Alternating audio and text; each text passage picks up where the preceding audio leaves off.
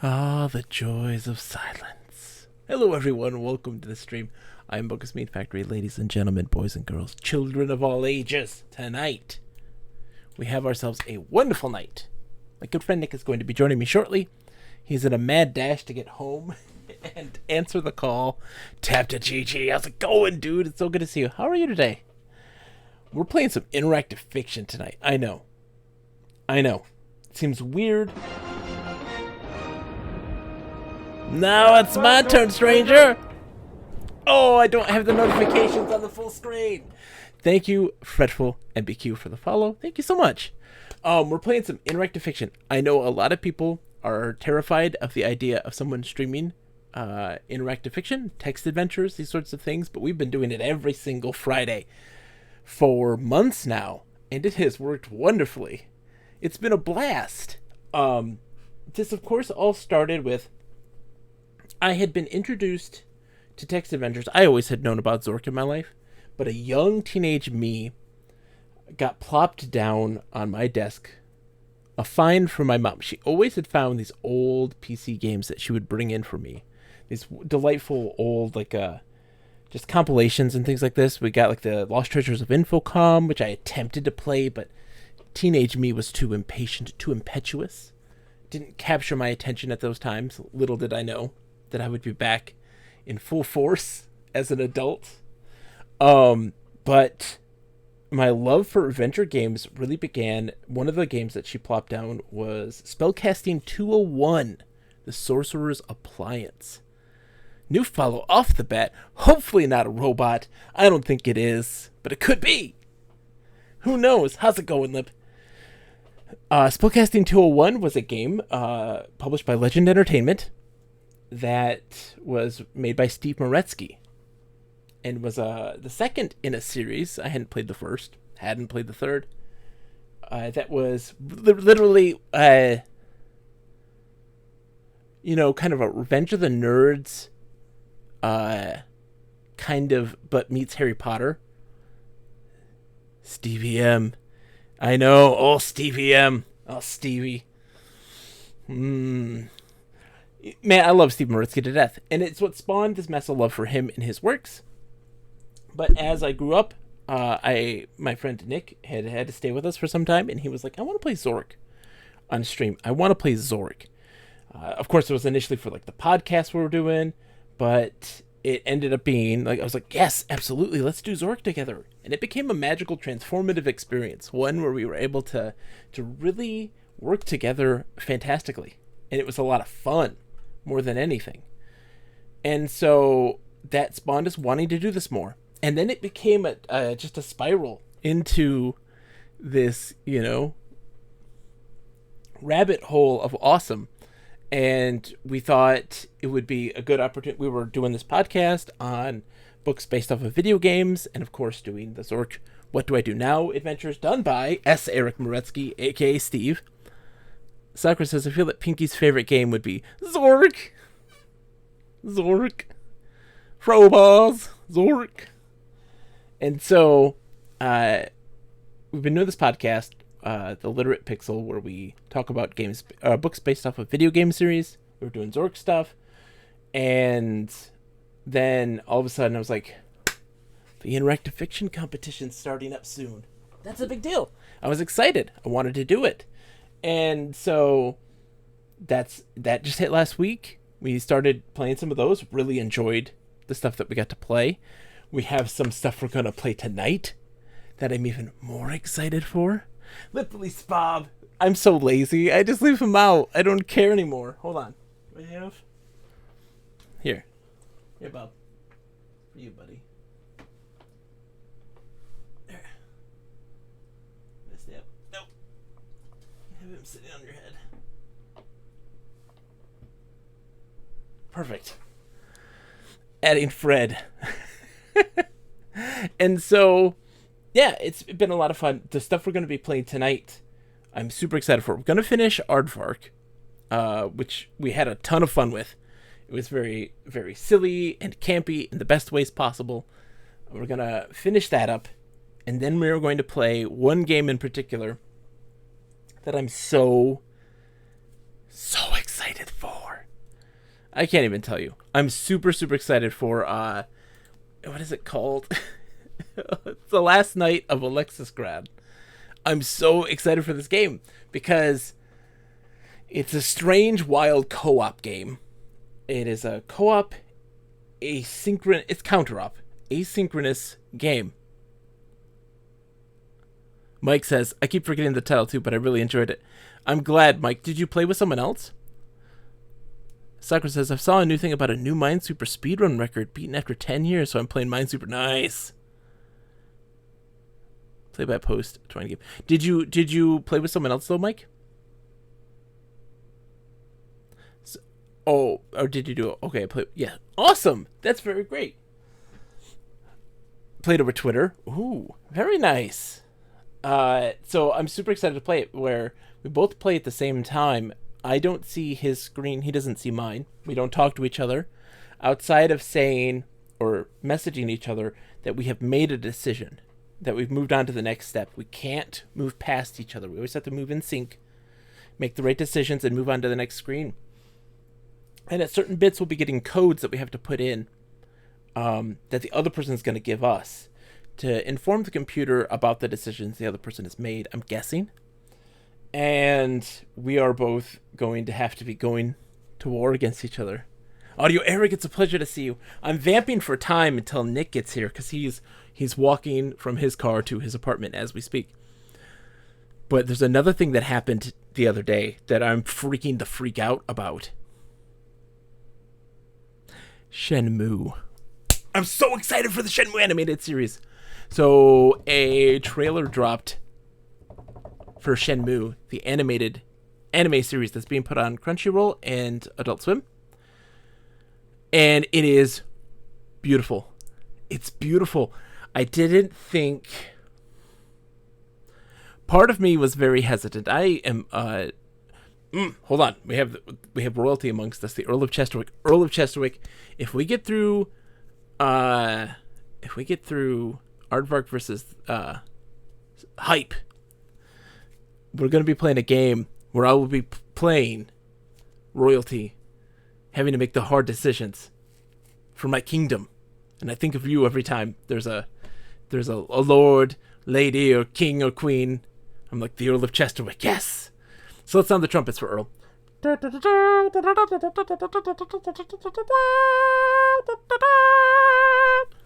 It's good to see you, Earl. So the Shenmue animated series. So I'm a giant Shenmue fanatic. I'm not joking. There's a situation where when I played the first Shenmue game, at one point in time, every time we moved to a new story beat where I had to ask another question to somebody, a different question, I would go to every possible information-giving NPC, not just the randoms on the street, the question, so I could get information. And to tell you how much you learn about the world by doing that in this game, it's monumental. You learn about the xenophobia of Japan and a whole lot more. It's fascinating, and it's an absolute delight. Where is Nick? Anyways, it's a delight at xenophobia. But it's just crazy how in-depth that world was. Why does Bob have growth on his head? That's just, our buddy. Bill. But I'm so excited because I was watching this trailer and I was like, they got the action right. There's something that can be said about the Shenmue games that a lot of people don't think about. There is a kinetic force in Shenmue. There is something about when you go into combat, there is a weight to it, and you feel the kinetic impact and like weight of Dio, the main character in that game, when he fights.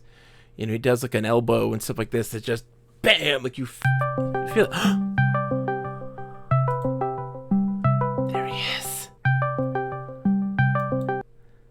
Nick, are you there? Yeah, I am. Okay, I need you to share your screen so I can get this all set up. Hi, Nick. It's so good to see you.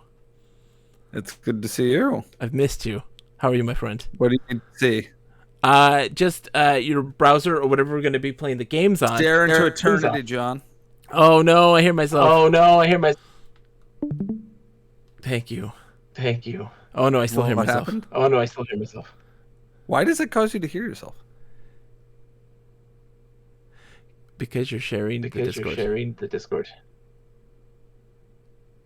Does it also share audio? That's interesting. Okay, All there, right. much better. Everyone says, Audio Eric says hi, Nick. Hi, John. No, Audio Eric says hi. Oh, I can't see the chat. I didn't even realize that I was streaming. Hi. Yeah, I'm streaming right now. I'm vamping for time, Nick. Why? I didn't even know. I need you to, I need to pop you out, and I need to. Okay, have you changed the window within which you're streaming, or no? Shh! Don't look at that. What is there to not look at? Nothing. No, we're fine. Everything's fine. There's Nick. Hi, Nick. Oh my God, what was that? Sabrina?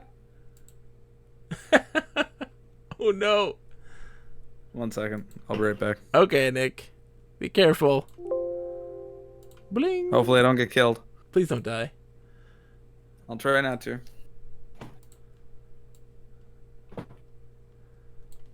So anyways, the sense of impact of Shenmue, the animated series, if Nick is still alive, oh man. There's something encapsulated with that and how they did it in the animation that worked really fantastic.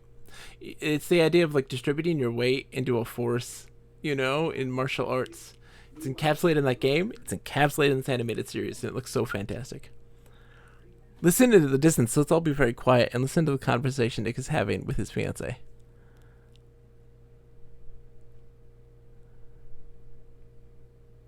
Uh-huh. Ooh, this is saucy. Oh my. Can't hear them. And it looks like they're doing a good tribute to them. What about Bill? What about Bill? He's a good guy. Bill and Bob. So scandalous. So I'm super excited. It's coming out 2022. You bet your butt I'll be watching that. I'm so excited for it. I can't even begin to describe. We're wasting time. Vamping. Vamping. Vamping. Hi. I still haven't found my Switch. I don't know where it is. I'm terrified. I'm mortified right now.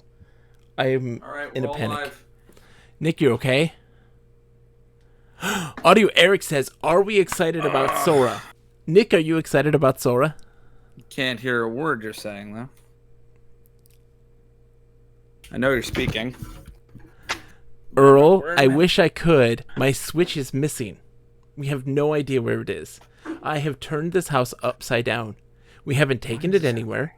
And I wouldn't believe that somebody would break into our house just to take our Switch and not the games or any other piece of hardware. So I don't know where it is. No clue. Absolutely at a loss. All right. Hello. How much do I trust Bill? I don't trust Bill at all. Hi, Nick. Nick, what do you think about Sora? Are you excited about Sora? Sora? Yeah, Sora. Are you excited about Sora? Which one is Sora? Sora for Smash. Are you excited about Sora in Smash? Oh, extremely. Yes. Yeah, Dinosaura. Excellent choice. Audio Eric asks if I'm excited. Are we excited about Sora? Here's my take, Audio Eric. I play Mr. Game & Watch. That is my main. I don't play any other character in Smash Brothers unless my 6-year-old tells me I have to because I need to get better. And I need to have diversity in my life. And I'm like, okay. I don't care about Sora. But I will say that Sora is, I feel, the perfect way to cap off that series. I think the only way that you could do an equal amount is if you were to do something like a Crash Bandicoot, yes, even a Master Chief, something that embodies the competition and their franchises, So, a character like Crash Bandicoot or Kratos from God of War, these sorts of characters that would really embody these other companies and kind of an act of solidarity. And Sora definitely is one of those as well. It's that merging of Disney and Nintendo, which is fantastic. Yeah. Nick. Yeah. Hi. Hi. Are you ready? I got here. I set up my thing, grabbed a beer, ripped off my shirt, and I said hello. Is everyone okay? Everyone's fine. Earl says your beard is looking exceptionally robust. It is. It needs a bit of a trim. In person, it's a little more scraggly. I came home. So our fridge had been making gurgling sounds and leaking and being it was on its last legs. That sounds fun. So we called the maintenance folks and we're like, yeah, this is a problem. And I get home and Sabrina's like, have you gone to the kitchen? I'm like, I can't handle any more bad news. Don't. It's been a hell of a week for me. Don't. I can't. So she was like, just go look in the kitchen. And then I look at it, I'm like, there's this weird bar on my fridge. And then I open the door and I'm like, this is a brand new fridge. Hey. So I got a new fridge. It's good. Here's to renting. Yay. The joys of renting. Are you ready to play some interactive fiction, Nick? We are now. I am ready for Interaction Fiction Friday. Interaction Fiction Friday. Yep. Uh-huh. I'm running on like 2 neurons. So are you ready to do some then am I doing the reading then? No, I mean I'm going to try. Okay. I believe in We you. shall see. I got my grades were due yesterday. Did you do them? Yeah, I got them done. Got them done, yeah. We were But, supposed to record, but we didn't. Yeah, it was rough. It was rough, especially because I had to prepare for a lab. And then I told you that camera crews were coming into my room, right? No, you didn't. Yeah. So let's get started and we can have that conversation. Okay. Also, Nick, where's my Switch? Your Switch? Yeah, it's missing. It's been missing for a week now. I mean, I wouldn't know. It's been a while since I've driven to Michigan. So, where was it before? I didn't accuse you, Nick. Why are you acting so defensive? Ignore me sweating. It's just hot in here. I love you, Nick. I love you, Nick. I love you too. What? Seriously, what happened to your Switch? I don't know. It's missing. Ignore like all of the recent searches on mine. The Earl of Chesterwick says that Nick is in cahoots with Bill. Yep. I'm not sure. Do you see the things I've recently looked up? I don't have your thing pulled up yet. I will. Oh, you should pull it up so that everyone Okay. can see that I've been looking up hopper mites, eyebrow mites, desert isopods for bioactive terrarium. Yes. Desert isopods. Boas have vestigial X. Enclosure for a rosy boas. Rosy boas for sale. Rosy boas. Why get a rosy boa? This was me doing research for organisms in my classroom because the sort of pitch at the beginning of the year I had to be like, what was the theme? How are we going to get kids interacted with biology? And I'm like, I mean, if I put a living thing in there, does that count? Is that a thing? And they're like, yeah, that's super cool. And then I ended up with 2 turtles in my tub and a tank. So here's where I am at. Hooray! With my life. Every time I want to take a shower, I have to do like a dance. Theoretically, the tank was supposed to come today, even though it's a woefully tiny tank, significantly smaller than what I asked for. Yes. Compelling. Yeah, quite compelling. Where do I need to go? Aardvark. Ard. Can I just look that up, or do I need It's 2 A's. Aardvark. Hopefully they're not here. If they're here, hello. Versus Is the it this hype. one? Yeah, down there. Yeah. If they are here, hello. I'm sorry, I'm a mess. Nick, you are a mess, and I love you nonetheless. So we have to start over, Nick. Okay. Do you see my commands? You could probably, if you type them fast, you could get them real up to speed real quick. Can you just tell me what to do? Just tell me, and I can type. Yell. Okay, go. Talk to Lewis. Hold on. Well, you can pick whatever you like there. Of course, I've lost my thing again. There you go. My problem is that hold on. Just any dialogue choice is fine? Yeah. Okay. All right, so we're in the bleachers. Yeah. Listen to my music. Stand. Hoot wildly. Yes, that was to get the hat. Yeah. Hold on. Blink. 1 second. I'm getting this fixed. Get hat. Oh, that didn't work. Hmm? Oh, just hoot. WHOOT. Yeah, keep going. Just keep Okay, going, so Hoot. Hoot Wildly is... Yeah. Okay, we're done. We're done with hooting. Okay. And then get hat. Okay. Got it. Wear hat. Got it. Listen to my music. Random dialogue choices. Okay. Z. Get can. Open can. Z. Z. Z. Z. Random, then, Z. Okay. And then Z again.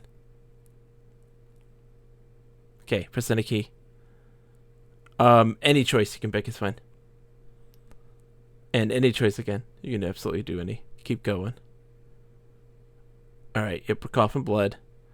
Okay, we're inside his garage. So, Z, Z, Z. Yep. Press any key. Yeah. Talk to Lewis. Any choice. Oh, yeah, we got to do all of them, don't we? Yes. Yeah, that's what we got to do. Hi, folks. Hootie and the Blobfish over there. Sorry. Wow. As the Audio Eric says, whoa, this got dark. Audio Eric didn't even get to see what had happened. So the story is you're this high school band, Aardvark, gonna make Am I it just big in the randomly world. picking? Yeah, randomly picking, yeah.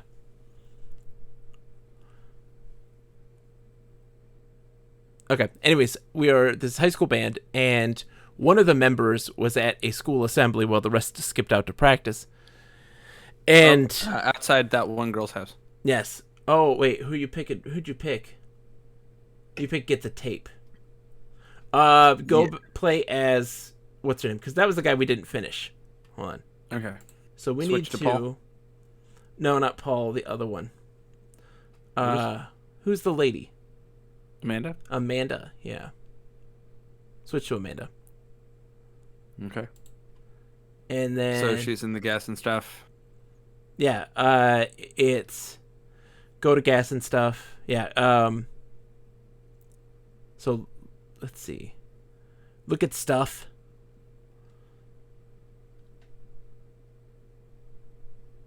Right? Let's see.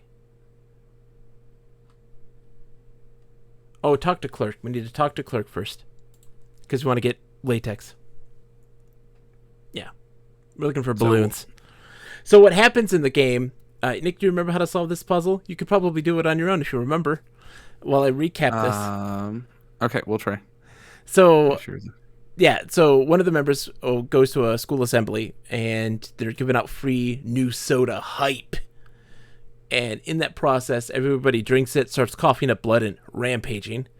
And she runs back to tell the bandmates what's going on. And in that process, she starts coughing up blood and attacks the drummer and then escapes out the window. They learn that latex is hurts them and that they need to get latex, keys to a car, and what's the third thing? Oh, the tape. The Aardvark tape. Because that's going to save the day. So, remember, you have to get the... you have to put the The thing in the cup. hot dog in the crevice. Now you got to put Already the hot did dog. it. Already did? You have to wait a while. No, I know. I did Okay. that first, and then I went to the freezing machine. Okay. And it's starting to smoke. Okay. So you just wait until... And did you put the condoms in there? Well, I'm taking the freezy cup now. Okay. Did you get the condoms? Yeah, I got the condoms. Okay. Take cup. Put condoms in cup. All right. Pull lever. Yes. And it's a Trojan horse. Excellent pun. Yes. It's fantastic. Mm-hmm. Okay. And now pay then for I it. think we can leave. You have to Pay for for the it. freezy. Yeah, pay for the freezy.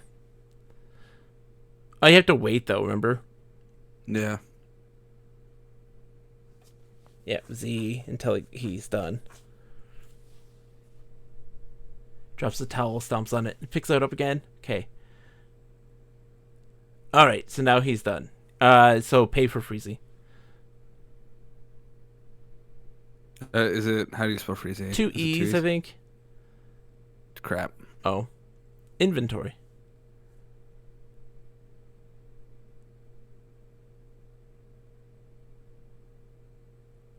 Buy freezy. Just buy freezy.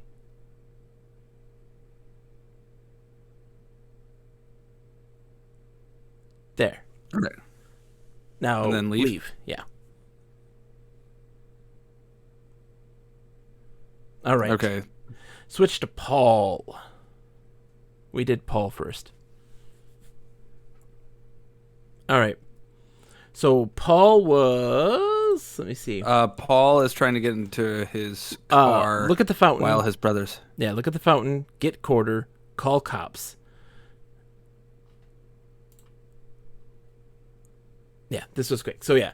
So we got condoms from the gas station by causing a slight fire and then hiding the condoms inside of a freezy cup because we didn't have enough money for it. Was it explain calmly or explain... Oh, in that instance, Nick, I don't think just do whatever. Just call whatever or do whatever. Explain rationally and calmly. Slap some sense into yourself, sure. Now, 4.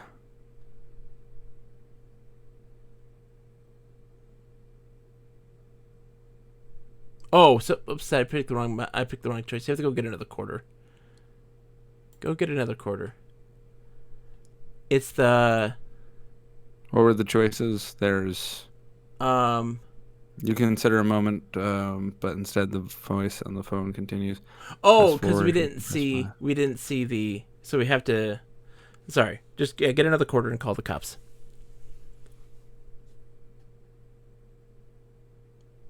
All right. Okay. And what was the? Press 0, which is 6.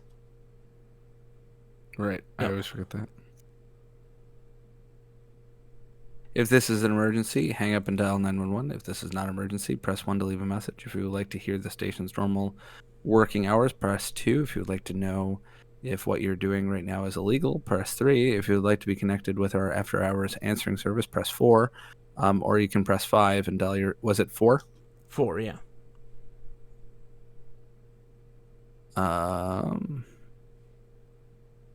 Yep. So 3? Explain calmly and rationally.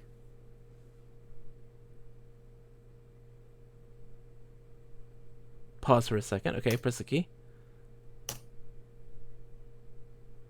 And we tell the truth, the whole truth, and nothing but the truth. To let them know that our brother is having sex in his car that we need. Mm-hmm. Hi, so here's the thing. In a movie, this would be a montage, or maybe a dramatic shot from outside the phone booth, with the camera swooping around as you gesticulate wildly and the music swells, and you can't really hear what you would be saying, but you could see the look on your face as it changes, from doubt and fear to increasing righteous passion and power, and then a smile at the end as you wrap up, say thank you, which the camera catches and can clearly be lip read, and then you hang up. Well, that actually went really well.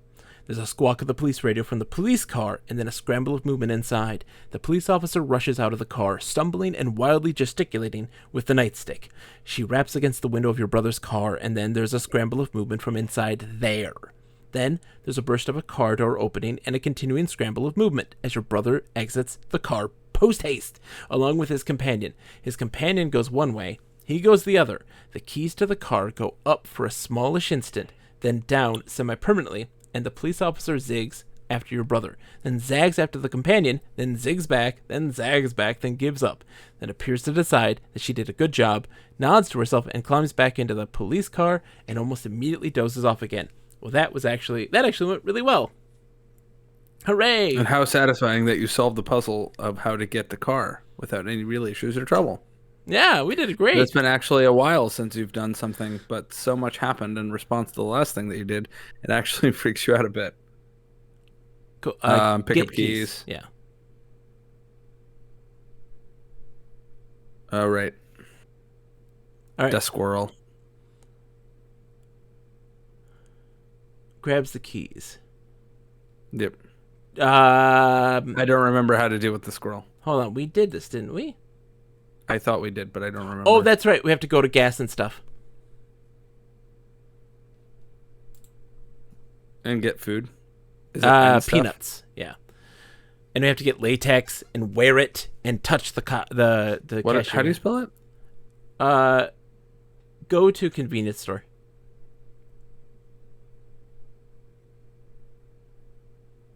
Somehow easier to spell.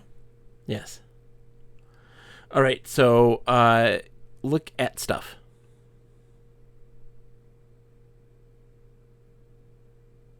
The products are strewn all over the floor of the store. That would be a shame, but they're all wrapped in cellophane or whatever. They're still fine. Now, what would a squirrel want? A bag of circus peanuts catches your eye. Get the peanuts.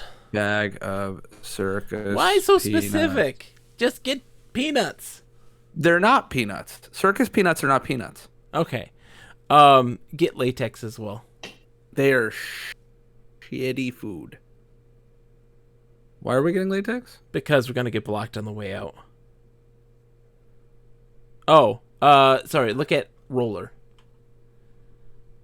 I'm confused. The convenience store guy's doesn't he block us because he drank the hype? Yeah, and he's all going crazy. So get latex. Oh, right. They have a latex allergy. Yes, that's why we're getting latex. Yeah, wear I latex. forgot that part. We're supposed to wear the condoms. We did not do that last. We did. Yep, you're down the latex. No, we hit him with it. Oh, we hit him with it? Okay. Now, go to the car. I like the idea that we're just like now wearing a condom over our head. Yeah. No, it's on our hand. Sure. Nick, stretching them over your fingers. You have know fingers where my on your head? is? You have This is my head. Say hello to my head. Hi, Nick's head. Hi, Nick's This head. is my hand. Hi. How are you? Hi, Chat. How's it going? I'm fine. That's good. I haven't got nearly enough sleep. Touch the clerk. Touch clerk with my head. Drink hype. Drink, Touch. hype. Touch Drink clerk. hype. Touch clerk. Touch Clerk. Touch clerk. Touch clerk. with your latex. He screams and runs away. You are now free to go get your car, pick up your friends, and save the freaking day. Cool. Hypno friends, fiends beware. Earl Switch says list. you're scaring Bob. I'm sorry. I'm scaring. Sorry, Bob. It's okay. Get hype. Get hype. Get hype. Get hype. Get Climb hype. tree. Get hype. Climb tree. Climb tree. Climb We tree. have not done this. Yes, we did. No, we did not finish this puzzle. I know we didn't finish this puzzle. This is where we're at. You So attempt to climb tree, but the branches are really much too high to reach. So we have to go to the gas and stuff. Go to convenience store. No, you don't have to. Go to convenience store. Okay. Talk to clerk. So let me say, we'll read this now because we're here. So our goal here is we have to get rope.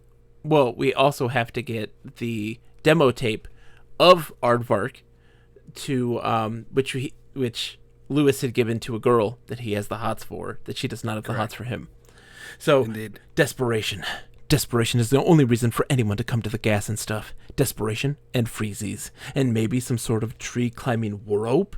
The gas and stuff is brightly lit by rows of fluorescent lights, shining down on corresponding rows of convenience store items. The middle of the store is taken up by a pallet of Hype soft drink, apparently newly delivered. The place reeks of smoke, apparently from a malfunctioning hot dog roller grill. All right. I will say Yes. that if you're desperately looking for a rope to climb a tree, you probably, like, you don't have to specify that. Like, I feel like that's not in addition to the desperation and freezies. That is just a subcategory of desperation. Yes. You're just like, that is just in a positive phrase. Look at the palette. Let's look at the palette. Where in time is this? 5:45-ish. Are these out? No, but are these out of time? Yeah, I think so. I think what happened, because what's her name was like 5:15, and then his like 5:45, and then the friends is at like 6 o'clock. So I think that's what happened. Is that like her events happened first, Lewis's happened second, and Peter's happens last. And you can do them technically in any order. In any order, because that's what the time portion in the top right corner is about. It's letting you understand that these are actually in 3 different points in time. That's why it makes sense that, because when she was there, the Hype wasn't, and she burns the stuff. Now, is it 5:45-ish because we don't know exactly what time it is? Yeah, exactly. Like, as the character? Yeah, he's a teenager. He doesn't know. And then he's there, and the pallet of soda is now there. And then Peter comes later in the day, and the soda's been drinking. Maybe he's a teenager from a monochronic culture, John. Yeah. Have you considered that? Okay. He might, he might really care. Maybe he does care. Maybe he does. Anyway, so we looked at the pallet. The pallet has been dumped in the middle of the store, blocking the thoroughfare quite thoroughly. The orange and green labels on the cans blare out hype. Well, so we're getting hype. Okay. Up in here. Yeah. And a garish sign in the same color scheme says "Get hyped, 50 cents." Apparently, hype can be enjoyed warm. Yeah. Ooh, I feel like that's a weird thing to advertise. What? Our beverage can be consumed warm. What is this? Great Britain? I ain't drinking anything at room temperature. Yes, you are, Nick. I drink these at room temperature all of the time. The Hype cans? I drink Mountain Dew at room temperature. That's because you're a monster. So look at stuff. How about that? No, not get stuff. Look at stuff. I heard get stuff. Look at stuff. Come with me. Stuff, meat sticks, candy, cat litter, Twinkies. Nothing that will help you climb a tree. Cat litter will totally help you climb a tree. You can use it to get grip. Mm-hmm. Okay. Get cat litter. Poo. Look at talk to clerk. Pretentious Goldfish says, as a Brit, I would like to clarify that even I wouldn't drink soda warm. Welcome, by the way, Pretentious Goldfish. It is a pleasure to have you. Hello. Apologies for the front against your nation. Let's see. Rope. Also, it's pythons. Is pronounced pythons. I learned this from the book. Rather than piton? And maybe it is piton. Is it piton? Piton. It's not piton. Piton. Hold on. Pronounce python. That one I actually don't know. Piton. I will say. Piton. That's not a Piton. not a word I encounter a lot. Piton. Piton? Piton. Piton? Piton. Yes. I think whoever was listening to that watched a little too much of the British Bake Off. Why? Every time they have to make a pitta? No, piton is a climbing device. It's used for rock climbing. It's in Lara Croft, The Lost Cult, and it's used Oh, you mean that book that you've read that I have yet to read? a lot. It is used Really? like 1,000,000 times. I have to read 2 books this week. There is a man and who also has do a all my other piton things. gun arm. He has a piton gun arm? Yes, it fires pitons. When are we recording our next episode? Is it Tuesday, Nick. Tuesday? Okay, it's a good thing that I have Indigenous Peoples Day off. Pretentious Goldfish. Let's take a second. Pretentious Goldfish, welcome. It's so good to have you. I can't see the chat, so I I won't be able bel- to directly speak to you. I believe you are a new face to the stream. If you are not, I am just a doofus who doesn't remember anyone's name. Sadly, I mean, what's my name? What's my name? Is your- apparently what came out of my mouth. your name is Knock. My name? Name? Name? Name? If you would love to, and you don't have to, by all means, you can lurk away. And just not, participate. But that's totally okay if you decide to just lurk. But I love hearing people's perspective on games. What kind of games do you like? I love to hear them.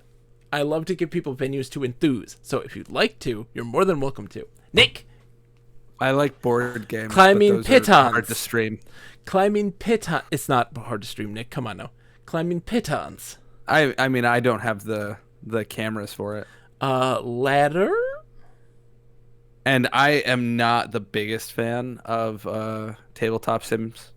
The Pilico says, I feel like a pretentious goldfish would be in cahoots with a persnickety sea cow. Just saying. I don't think you're entirely wrong. What is this? Are we just like all of the anonymous animals at the top of any Google Doc that's been shared with like 50 people? Yes. Have you not seen like the crazy kangaroo is looking at your document? Yes. My The cashier gazes at you wanly. We don't sell those. Try the lumberyard, but it's closed right now. Okay, say nothing. So look again. Yeah, say nothing and then look. I want to look again. I want to see. Can we go to the lumberyard? Is that even No, possible? you can't. Okay. So the gas and stuff is brightly lit by rows of fluorescent lights shining down on corresponding rows of convenience store items. The middle of the store is taken up by a pallet of hype soft drinks, apparently newly delivered. The place reeks of smoke, apparently from a malfunctioning hot dog roller grill. Pretentious Goldfish is the person who wrote Last Night at Alexis Grad. You're up next. We're just trying to finish this game. Oh. We were halfway through it, and we want to finish this. And I'm so excited for Last Night at Alexis Grad. I can't even tell you. And I'm very nervous to see he's your been show. talking to me a lot about it, and I hope that I don't screw up somehow because I'm exhausted. Hadn't thought of the Google Doc thing. Guess that shows how much of my life I've spent staring at those things. Yeah. A clerk stands behind Okay. the counter, shaking his head and sipping a coffee. So is there any other thing that if we don't have a rope? What are other What things? is in our inventory? Yeah, that's a great question. I We don't are think we have- empty-handed. Yeah. Can we cut off our hand and throw it at him? No. Will that help? That'd be ridiculous. Look for rope. I don't know. Search for rope. Praise! How's it going, Praise? Praise the sun? Mike, it's always good to see you. Yes, of course it's Praise the Sun. We cannot see. Hello, Praise. I can't see anyone in chat. Nick! John is my voice. Nick! Look! John, Look for stuff. look for stuff. No, look for rope. I did look for rope. Oh. I could see no such thing, John. Um, I can't see any such things as the stuff and rope. okay. Let's look at the palette. We did, didn't we? Sometimes, no, we looked and we saw that there was a palette, Yes. but we never looked at the palette. Okay. The clerk, it's an action. You looking for something, he hollers. I guess you say looking around. You'll know it when you see it. Can I do it, John? Look at... Hold on. Did you see what I typed? Don't drink hype. Don't drink hype. What are you doing? I mean, it's pretty hype, John. I got my finger on the enter key. I have a That question. felt way Nick. more threatening. I have a question. That felt Nick. way more threatening when I could see it. But what? I have a question. Would I drink hype? Hell yes. No. What if? Uh-huh. What if I was we are stupid. self-fulfilling prophecies here, Nick? There are condoms on the roller. The guy drank hype. What if we get him to drink hype? Oh. What if we put condoms are on the we roller? The reason he drinks hype? Maybe we're the reason he drinks hype. Pick up hype. It vibrates enticingly in your hand. The hot dogs glisten amongst the burnt Look bits at on the look grill. at the roller. Look at the roller. It is talking about the roller a lot. Yeah. The roller grill is mostly black with small black bits smoldering on top of it. An overlength extension cord. Take cord? Oh yeah, take cord. Take the extension Take cord. Yes, Nick. You go to take the extension cord, but the clerk stops you. Hey, I need that cord, man. What if that dang thing catches fire again? And then we give him the hype, and he goes crazy, and then we get the cord. Give hype to clerk? Oh no, pretentious goldfish is in a different time zone, Nick. No! Fly to America real fast. Real quick. Maybe we should Real play. quick. Do you think we should take a break on this real quick and then do Alexis Grad first? So that pretentious goldfish can get some sleep? Sure. I think we might have to do that, Nick. Is our Aardvark buddy here, though? I don't know. I'm sorry. Pretentious goldfish says, oh no, it's fine. I don't know. Is it? Are you okay? It's the first Take time. care of yourself. I've gotten like 0 sleep in the last few days, and I know how that feels. Let's do this, Nick. So Nick, Wait a second. What? Aren't y'all like... it's wait, the I'm weekend. trying to- It's so- the weekend, wait, but wait. it's like 1:00 in the morning right now. Yeah, because like Italy is 6 hours ahead. Yeah. So y'all are like what? 5? 4 4 or 5? Is it like 1 o'clock there? Is that right? It's 2:49. Oh my God, Nick. Jesus Christ. Let's go What play. are you doing awake? Let's do Alexis Grad and we gotta switch gears for pretentious goldfish here. They need some gratification emotionally, we also morally. want to talk to the dude, Mr. Pretentious Goldfish. Take care of yourself, buddy. Okay. Come on. Okay, Nick. Switching. We're switching. Folks, we're switching. Listen. All right. Oh, so I'm going to that's stop not- sharing real fast. Okay. Why do you gotta stop sharing? I don't want him to see. Okay.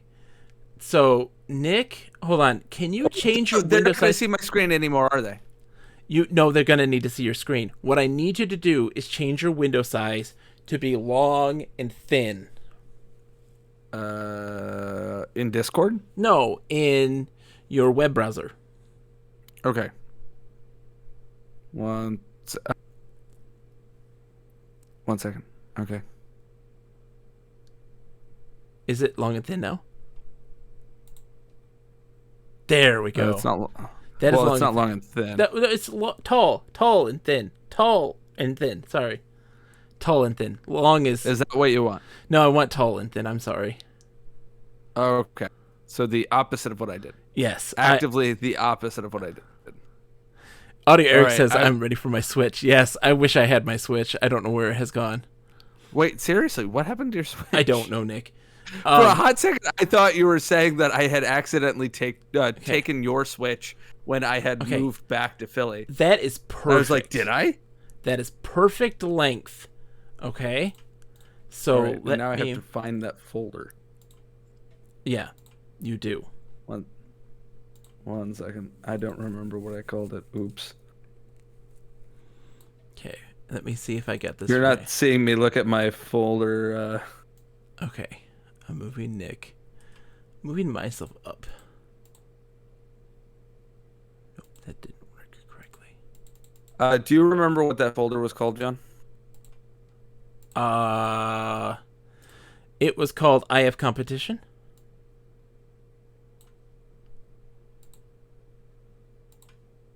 I'm moving you over so they can see you.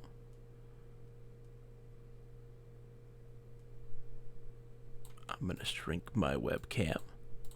Now, I won't be looking at my stream. You will only be seeing... You'll be seeing both of us making these decisions. Nick, do you have chat up now or no? I don't have chat up. Well, my thing, Pretentious I need Goldfish, chat? is that I will be reading aloud what I am saying. So I don't want Nick to know exactly how this is. I don't know. I want to keep it secret so that he doesn't know what I decide. And also to have... I'm sure I'm going to play horribly. Okay, so what are we playing? What was the name of the game again, John? It is The Last Night of Alexis Grad. Last Night of Alexis Grad.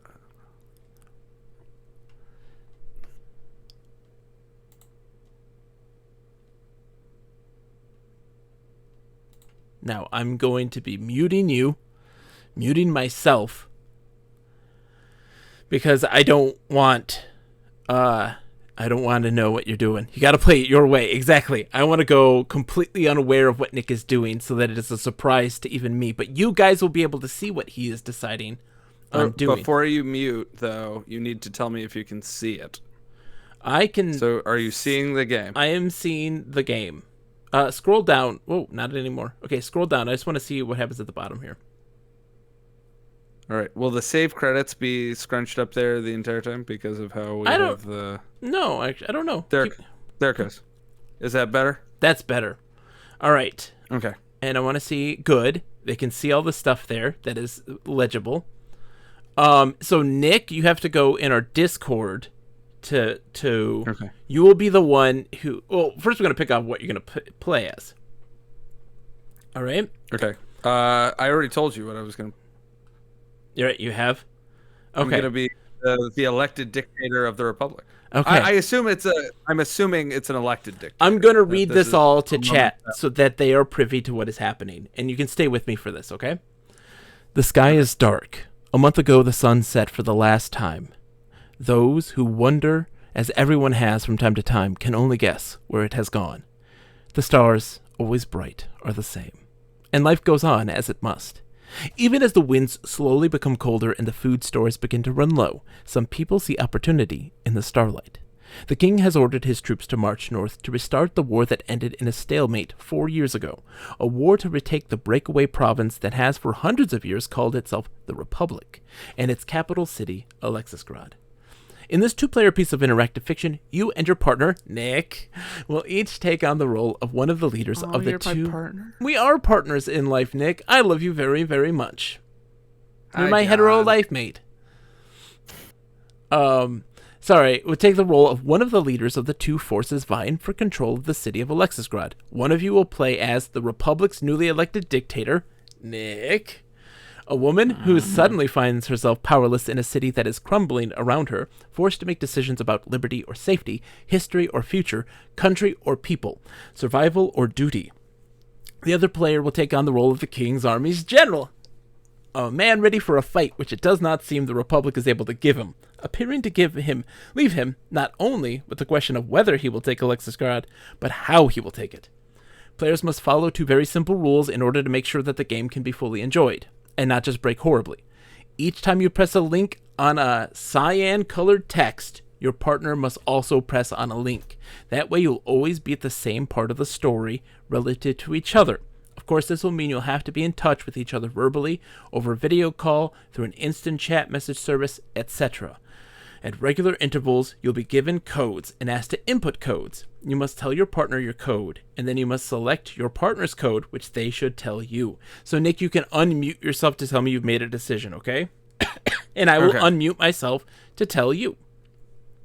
Okay. There may be points where your partner gives you a code, but the game is not asking for you to input one. If this happens, assuming that you have followed Rule 1 correctly, then it is safe to ignore it. You will never need to remember a code beyond the screen on which you are given it. You can go back or forward at any time by pressing the arrows on the left-hand side of the page. You can save your game at any point by simply clicking the save button on the left-hand side. It is recommended that you and your partner save your games at the same point. The save will remain safe on your browsers until either you clear your browser cache or you create a new save. The two sides of the interactive narrative are made to be read independently. Having said that, the game is more of an exploration of narrative than a tactical experience, so if you and your partner want to and are able to, chat about what you're reading during play. You are encouraged to do so. I promise you it sounds complicated, but it really isn't. Just take one click for each of your partner's clicks and share codes whenever the game gives you one. Good luck. Okay. Okay. So it's the first one. As the citizens of Alexisgrad look out onto the perpetually dark streets of their city, they know that, one way or another, their lives will never be the same again. But will you be their defender or their conqueror? Okay, John, Nick. I will make my first choice. All right, I will make my first choice, and then I'm going to be the mute Republic's dictators. Mute yourself. Goodbye, John. The last 2 days have been tough, both on you and your men. It began to snow yesterday, the first light frosting that, even in this dark, is beautiful. But the wonder could not last long. The snow is a reminder of something that none of your men need to be reminded of. It's cold. And on a long, dark march with no lanterns, no fires, with only the moon, the stars, and your own body heat, it feels even colder. But that, of course, is why you are here. You know, and the king knows, that there is very little chance that the Republicans could have been ready for this darkness, this level of cold. They will be drowning in chaos while your monarch maintains order. They will have drained their energy, their will, fighting the darkness, and now they will have nothing left with which to fight you. Their land and their resources stores, their factories and their knowledge will be yours within a matter of hours.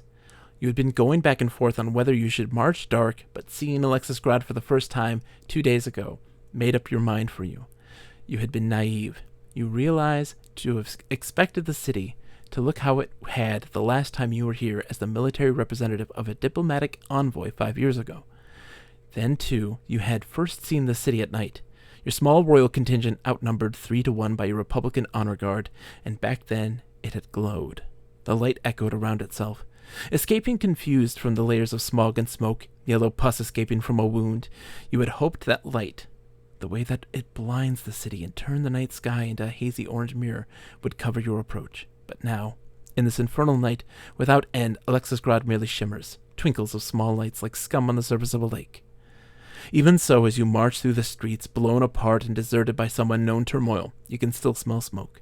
You are the first contingent of the kingdom to arrive, but it is clear you are not the first to bring death to these streets.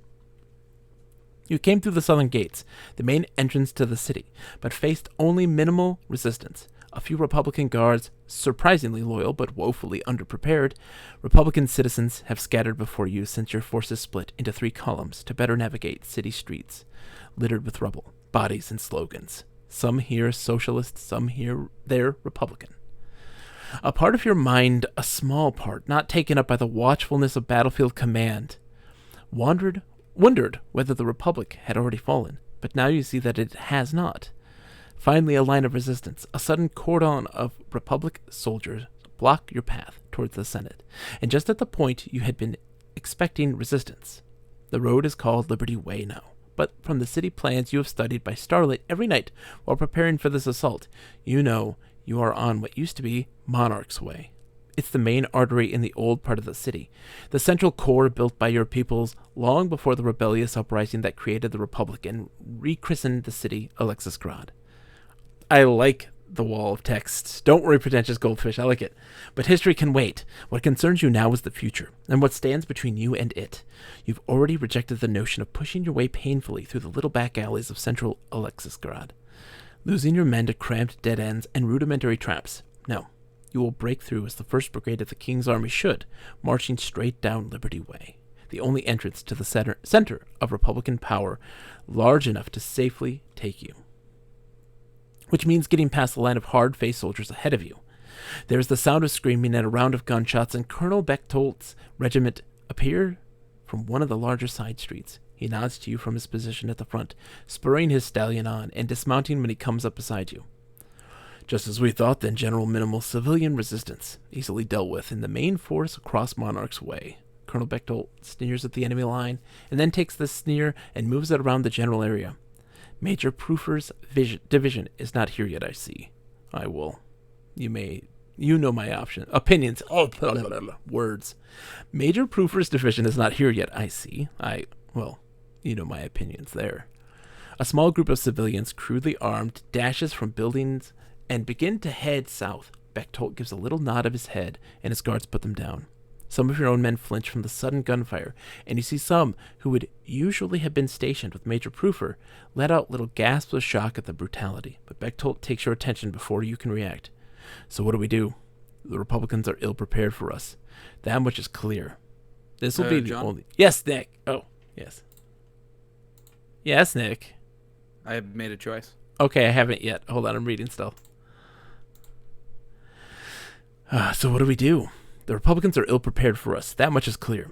This will be the only real defense they've thrown up yet, I would guess. Straight through, I would advise, sir, before they can barricade the Senate. Or were you waiting for Proofer's cavalry? I would advise it, sir. I wouldn't advise it, sir. Not worth the wait. But I await your orders, whatever they are, sir. Colonel Bechtold, some far-removed relative of the king's, smiles thinly at you and pulls himself back onto his horse, leaving you with a decision on what to do.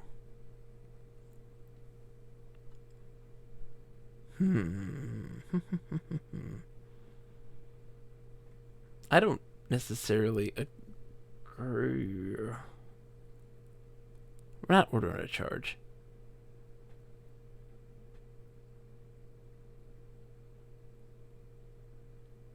I'm going to take a small contingent and find some way to flank the enemy line. I have made my choice, Nick. What's your code?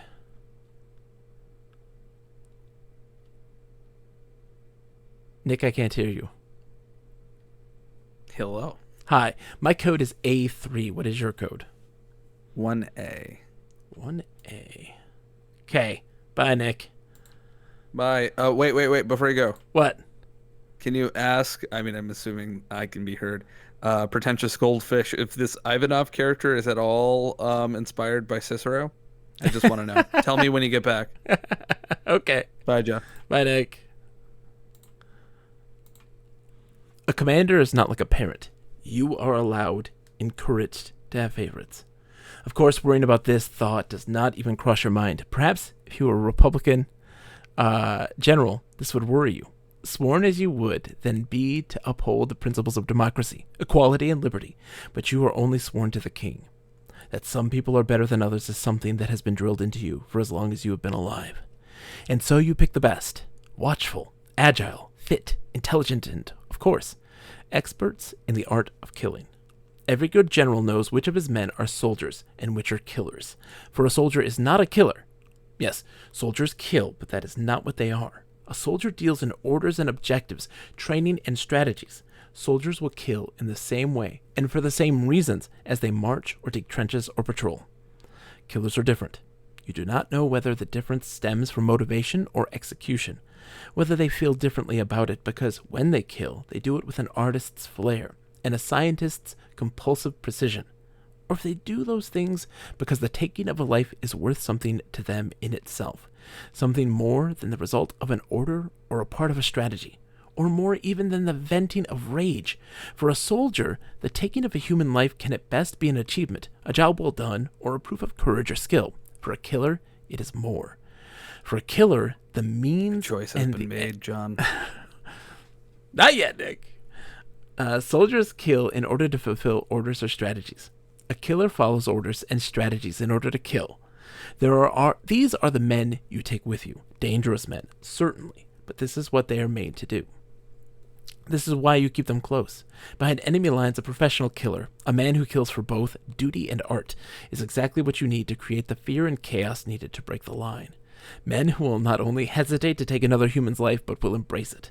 Finding the men is not difficult. They are, as always, ready. The question that remains, however, is the practical one. The houses, you are sure, will either be barricaded, broken, or guarded, so you must go over or under if you wish to move freely. The question is which.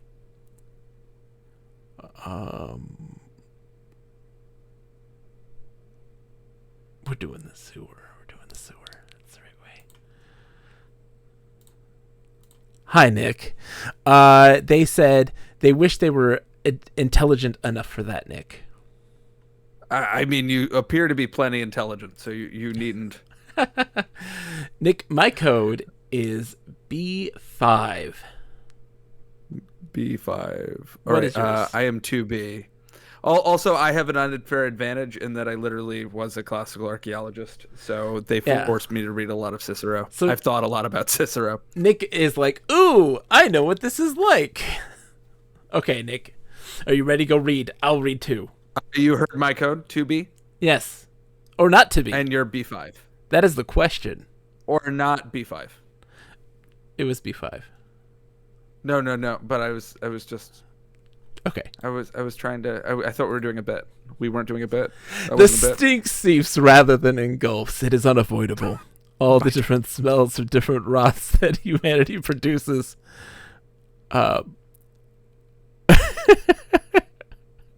All the different smells of different rots that humanity produces, but it does not hold you down and drown you. The smell is not so ripe that you are forced to retch. You wade through other people's filth in the pitch black, Only a desperate man or a fool brings an open flame into an unknown sewer. The chance of hitting a gas pocket is low, but you do not wish to take that risk. You pray to your God that your informants did not lie when they said that your plans for the sewers were still accurate.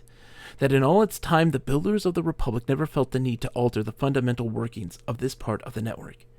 You've never liked the dark, and with the cold, wet stone closing in from left, right, and above, and the noxious, viscous liquid lining the ground beneath, your mind begins to throw your visions of being stuck down here, lost while the sounds of battle die off above you. Lost while the sounds of battle die off above you, and you fall, the fumes finally bringing you down until you lie drowning in other people's shit. And then the Vanguard sends back the signal and you stop. It is worse when you are not moving. At least before it felt as if you were trying to escape the smell. Now it feels as if you have surrendered to it. Then there is a grating sound and a light and fresh, cool night air that smells of soot and smoke like a blessing, and you are climbing out. The street that you have chosen is, as you had hoped, deserted. Your men fan out, naturally drawn to the shadows, and you begin to move towards the enemy line. Once you hear the twang of a crossbow and follow the swift blur of a bolt to see a civilian who had just walked into his balcony slumped dead. A beggar, sleeping by the side of the road, is dealt with by a knife. It is unlikely he was going to wake during the brief moment that you are passing, but better safe than sorry. Then there's the line. What looks like the command center, operating out of a requisitioned fruit shop, is some way across, and you decide to leave it. You have spotted something more important. A cannon. Your instructions are brief. Little more than pointing to the war machine, your men understand. One indicates an alcove, a good point for you to maintain your overview and provide supporting fire, and then they spread out. Some break into a nearby house, silently dispatch the residents, and take up sniping positions. A saboteur and a box of small handheld explosives follow them. The rest take up their individual positions, ready to perform darting knife attacks in and out of cover, or simply to provide covering and defensive fire. You know enough about your men's tactics to know that the first round of sniper fire and the first bomb will have been timed to go off simultaneously, but it is hard to catch the precise shots when your eyes are unavoidably turned to the cannon's crew, being blown apart or laced with shrapnel. What follows is perfectly choreographed chaos. The near section of the enemy's line is down in seconds. Some of the most skilled close-quarters fighters in the kingdom, supported by expert marksmen, cutting down a swath of distracted enemy soldiers 1 second, then disappearing back into the cover the moment their opposition realizes what is going on. Some try vainly to dislodge your men from their positions, but most realize what is happening. A gratifying number simply break and flee into their city. The rest are met by the front line and die quickly.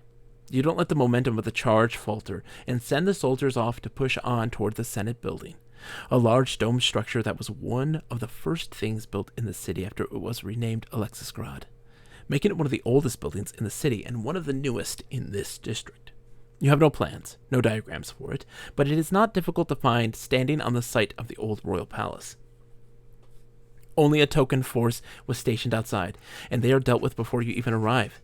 The windows are barred. They're expecting us. Our reports indicate that they are usually open. Democracy. Bechtold, who led the front line, says, there are enough Choices have been made, John. There are enough side doors. It should not be difficult to storm. Not difficult, but maybe dangerous. You turn to see Major Proofer riding up behind you. We have no intelligence, General.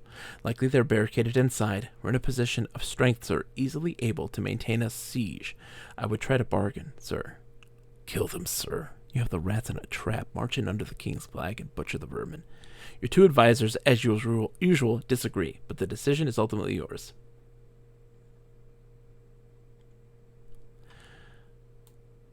Yeah, we're leading an infiltration team. Hello, Nick. 1 second. We have our... Early in the morning. Hi, Nick. What?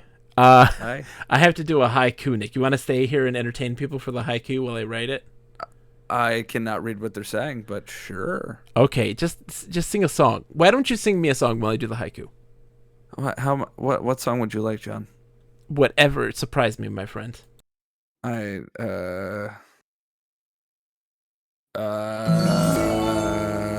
It's think that's a very time good song. That was for pretty a great. haiku. Can't really sing terribly well, but When I was just a lad of 10, my father said to me, "Come here and take a lesson from the lovely lemon tree. Don't put your faith in love, my boy," my father said to me. "I fear you'll find that love is like the lovely lemon tree. Lemon tree very pretty, and the lemon flower is sweet, but the fruit of the poor lemon is impossible to eat. Lemon tree very pretty, and the lemon flower is sweet, but the fruit of the poor lemon is impossible to eat."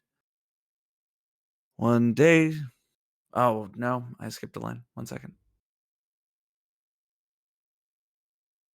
Ah, how's IQ coming? It's doing great, Nick. Here we go. You ready? Shh. Listen. Your rival's doorstep is laced in blood, gold, freedom. What now will you take?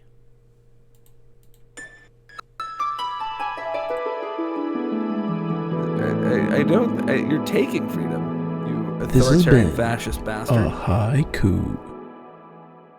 How dare you?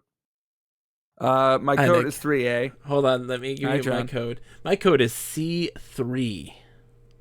Ooh, 3A is your code? Okay. 3A indeed. Perfect. There's that. Thank you. Thank you for the haiku. Thank you. You're definitely allowed to say you can't really sing. Yeah, Nick, you can sing. Hold on. Hold on. You can still hear me? Good. Pretentious Goldfish says you're definitely not allowed to say you can't sing. They're fantastic. Oh, thank you. I don't have a mind for lyrics though, so I always forget anything. All right. Anyway, I'll see you, Nick. bye. Good. A brave and civilized thing to do, General. Major Proofer looks at you, clearly proud to serve under you. Colonel Bechtold is clearly less enthralled. Reckless, sir. We shall give you half an hour, and then we will storm the building, yes? Technically, that is a question, but it would be tactically unwise in more ways than one to disagree. So you allow the colonel to make his own order, while you select your troops. The work is quick. You know your forces well, and you breach the building through a side entrance, of which there are irresponsibly many. While neither you nor your escort ever let your guard down, it is clear... Oh, Mojito, don't even worry about it, my friends. You're doing great. Don't even worry about it.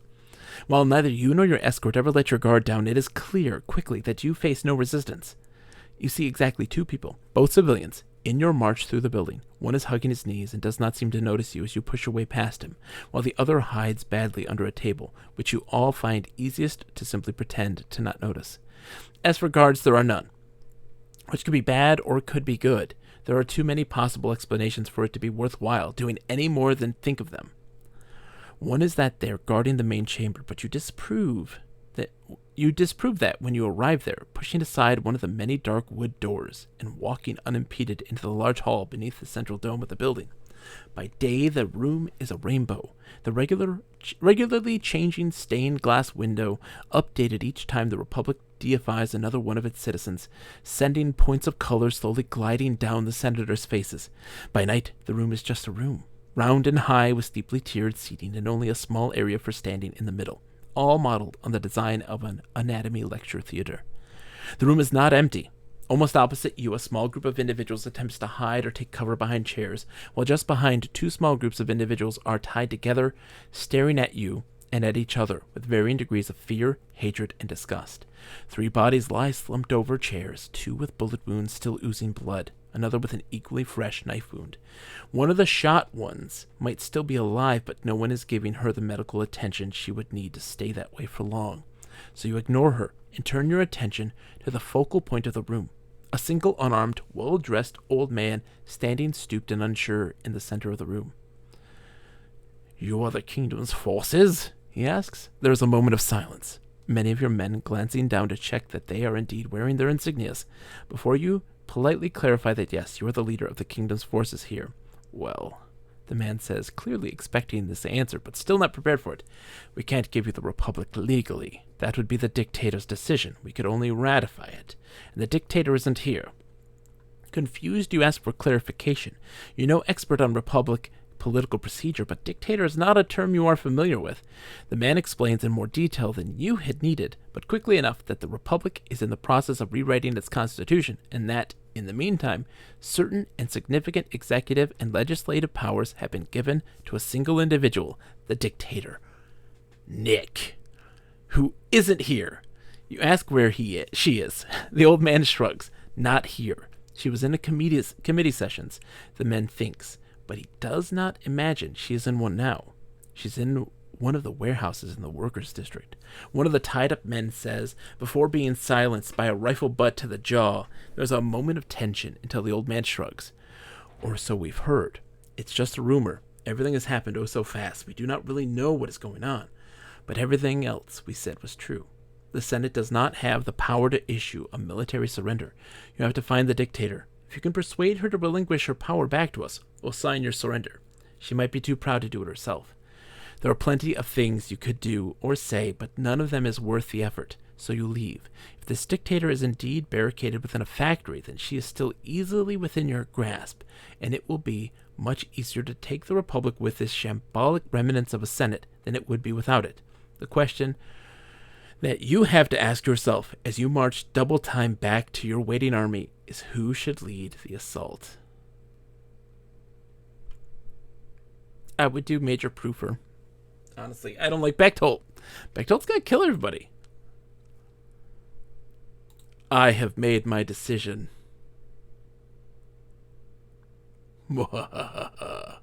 One moment.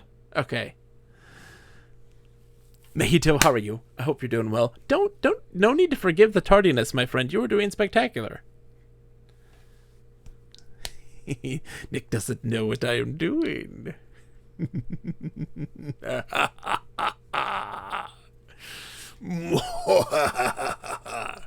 He doesn't know that I'm gonna burn it all down.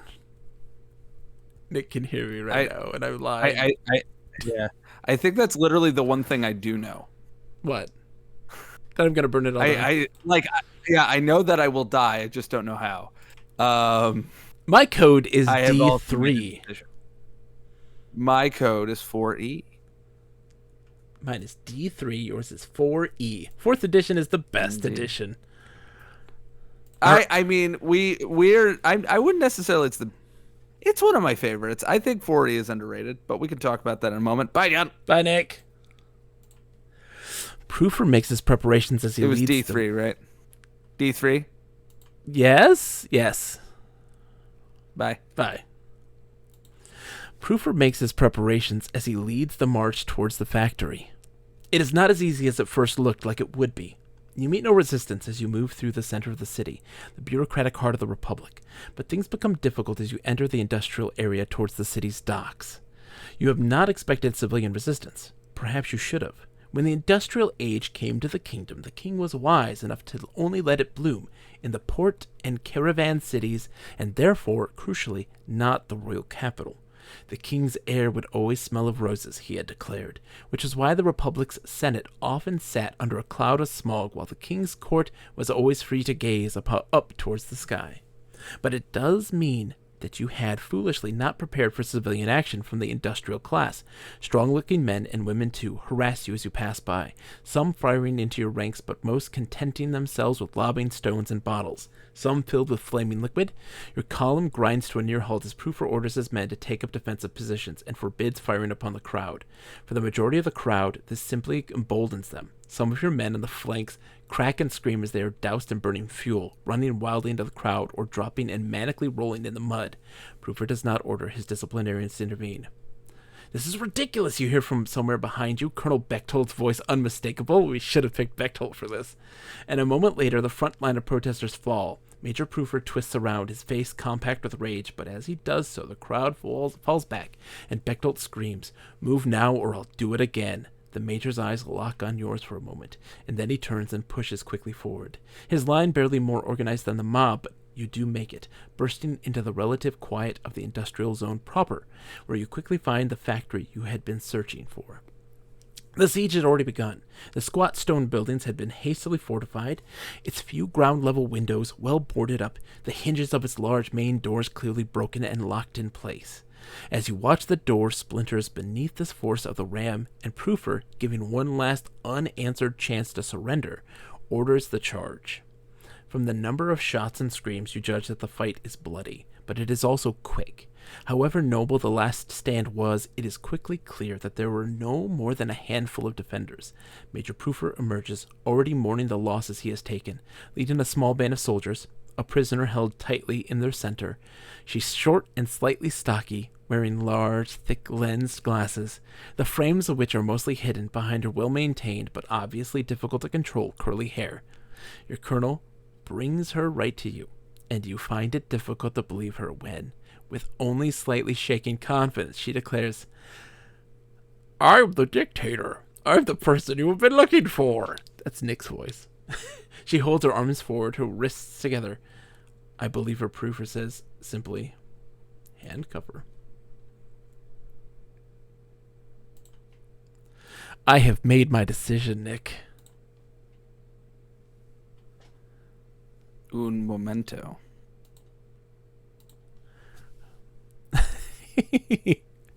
Oh, I don't know what to pick here. And so it continues. It says, "Oh boy, this is exciting. This is exciting. This is fun." And Pretentious Goldfish, one of the things is that Nick and I have talked about, we're typically not fans of like Twine style games of the choose your own adventure variety, typically because in those instances they're very linear, and because you can't avoid that fractal path, of stuff.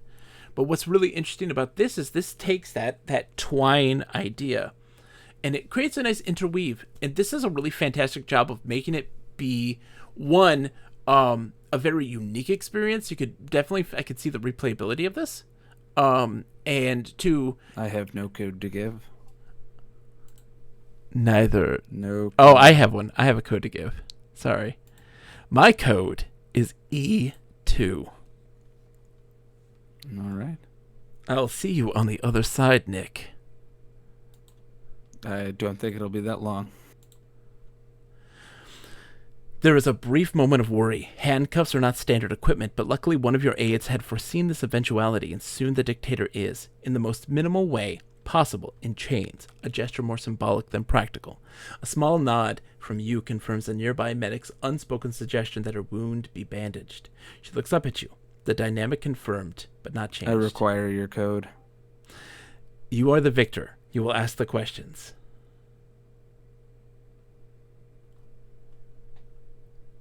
Will you sign a surrender?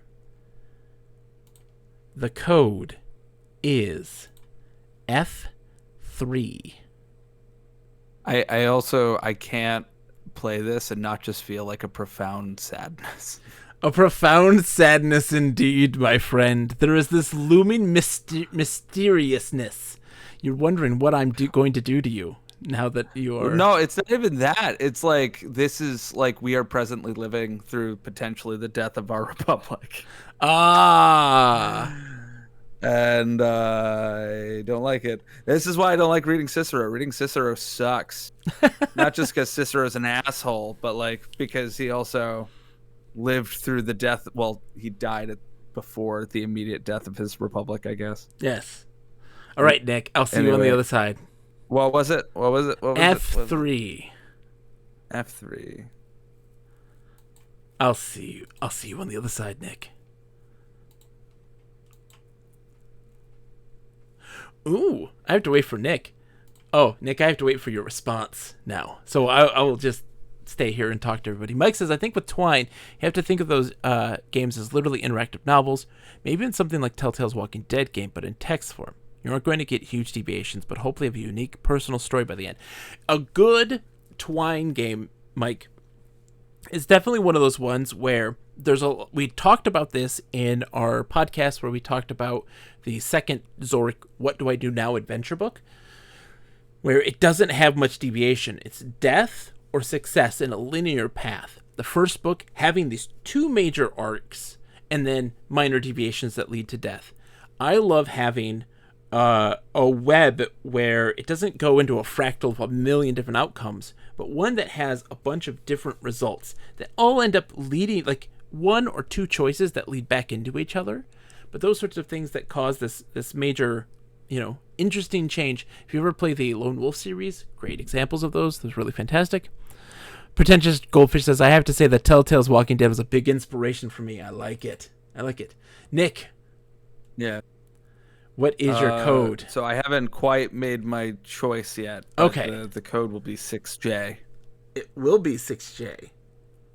Well, I just haven't clicked on it yet. It says if picked, your code is 6J. So Okay, well, it's now 6J. it is now 6J. Okay, confirmed. I'm locking it in. You're not going to cheat me, right? I need your code. Okay, you will have to wait. I have to read. I'm sorry, Nick. Yes. Hold on. Muting. The woman's voice, when she speaks, is stronger than you had expected, and also more common, although you get the feeling that may be an affectation. Only if you guarantee the safety of my people. There is no such thing as safe. There will be rebels, and they will have to be dealt with, but I can promise that civilians will be spared. Will that do? If not, then I should tell you that the Senate has already agreed to sign an unconditional surrender.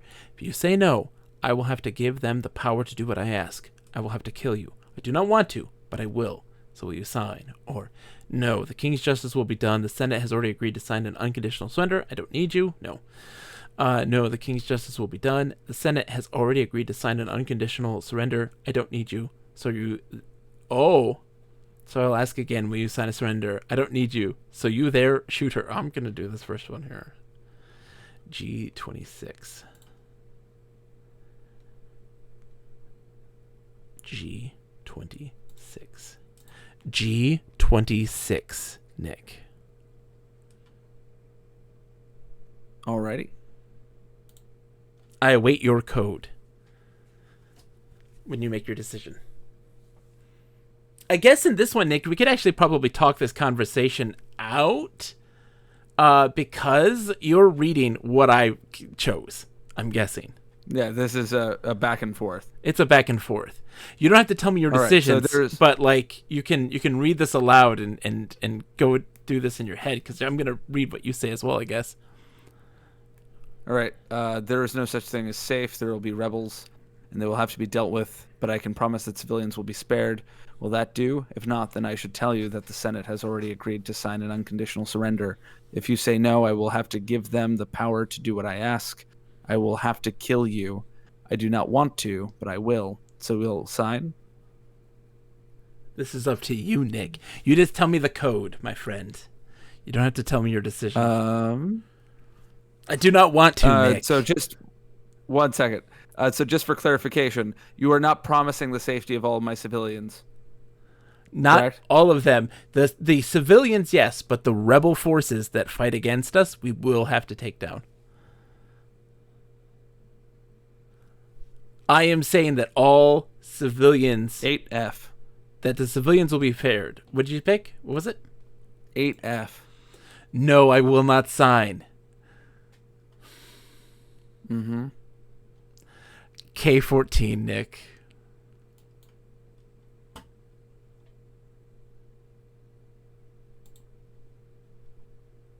Read that, please. Then you leave me no choice. You there, shoot her. The words leave his lips, but the world does not freeze. Time does not even slow. The movement of the soldier lifting his rifle is just as real as all the other millions of events you have witnessed in your life. It isn't special. It isn't fair. The dark pit of the barrel faces you and you scream. You have just enough time to be ashamed of that before the bang. You let out a long sigh as the body is taken away. The city, now that you can look at it as a place rather than as a situation, is beautiful. Garish and alien, with the signs of liberal inequality everywhere you look, but no less great than many of the king's cities. It is the prize that you have had your heart set on winning since you were a small child. Tomorrow, there will be questions of resupply, disarmament, rebels, and of how to control the outlying territories. But today, the city is yours. You've never felt so pleased. Nick, you should have signed it! I told you I'd have no choice to kill you. I mean, I knew.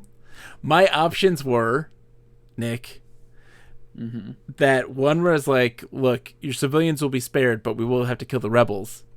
If you don't sign it, I'm going to kill you. Or, you will face justice, and if you don't sign it, I'm going to kill you. Or, I kill you.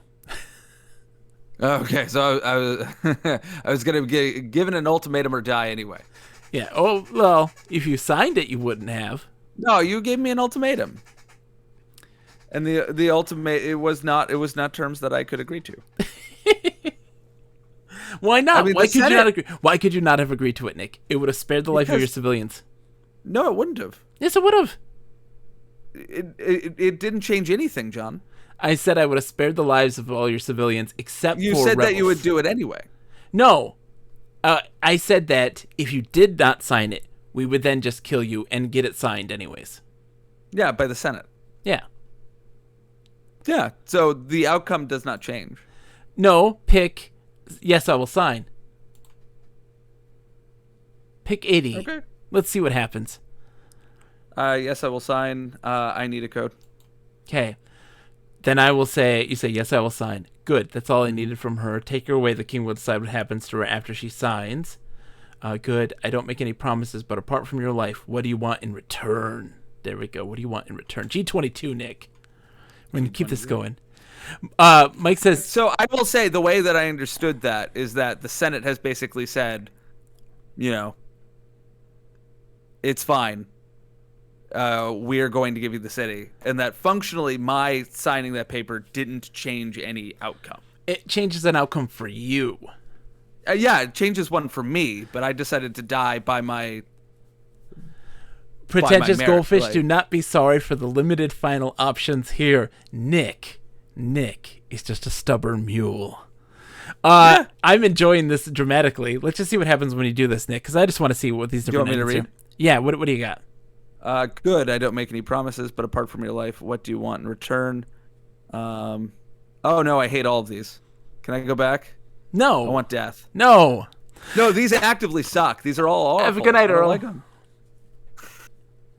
I'm offering you an opportunity here, Nick.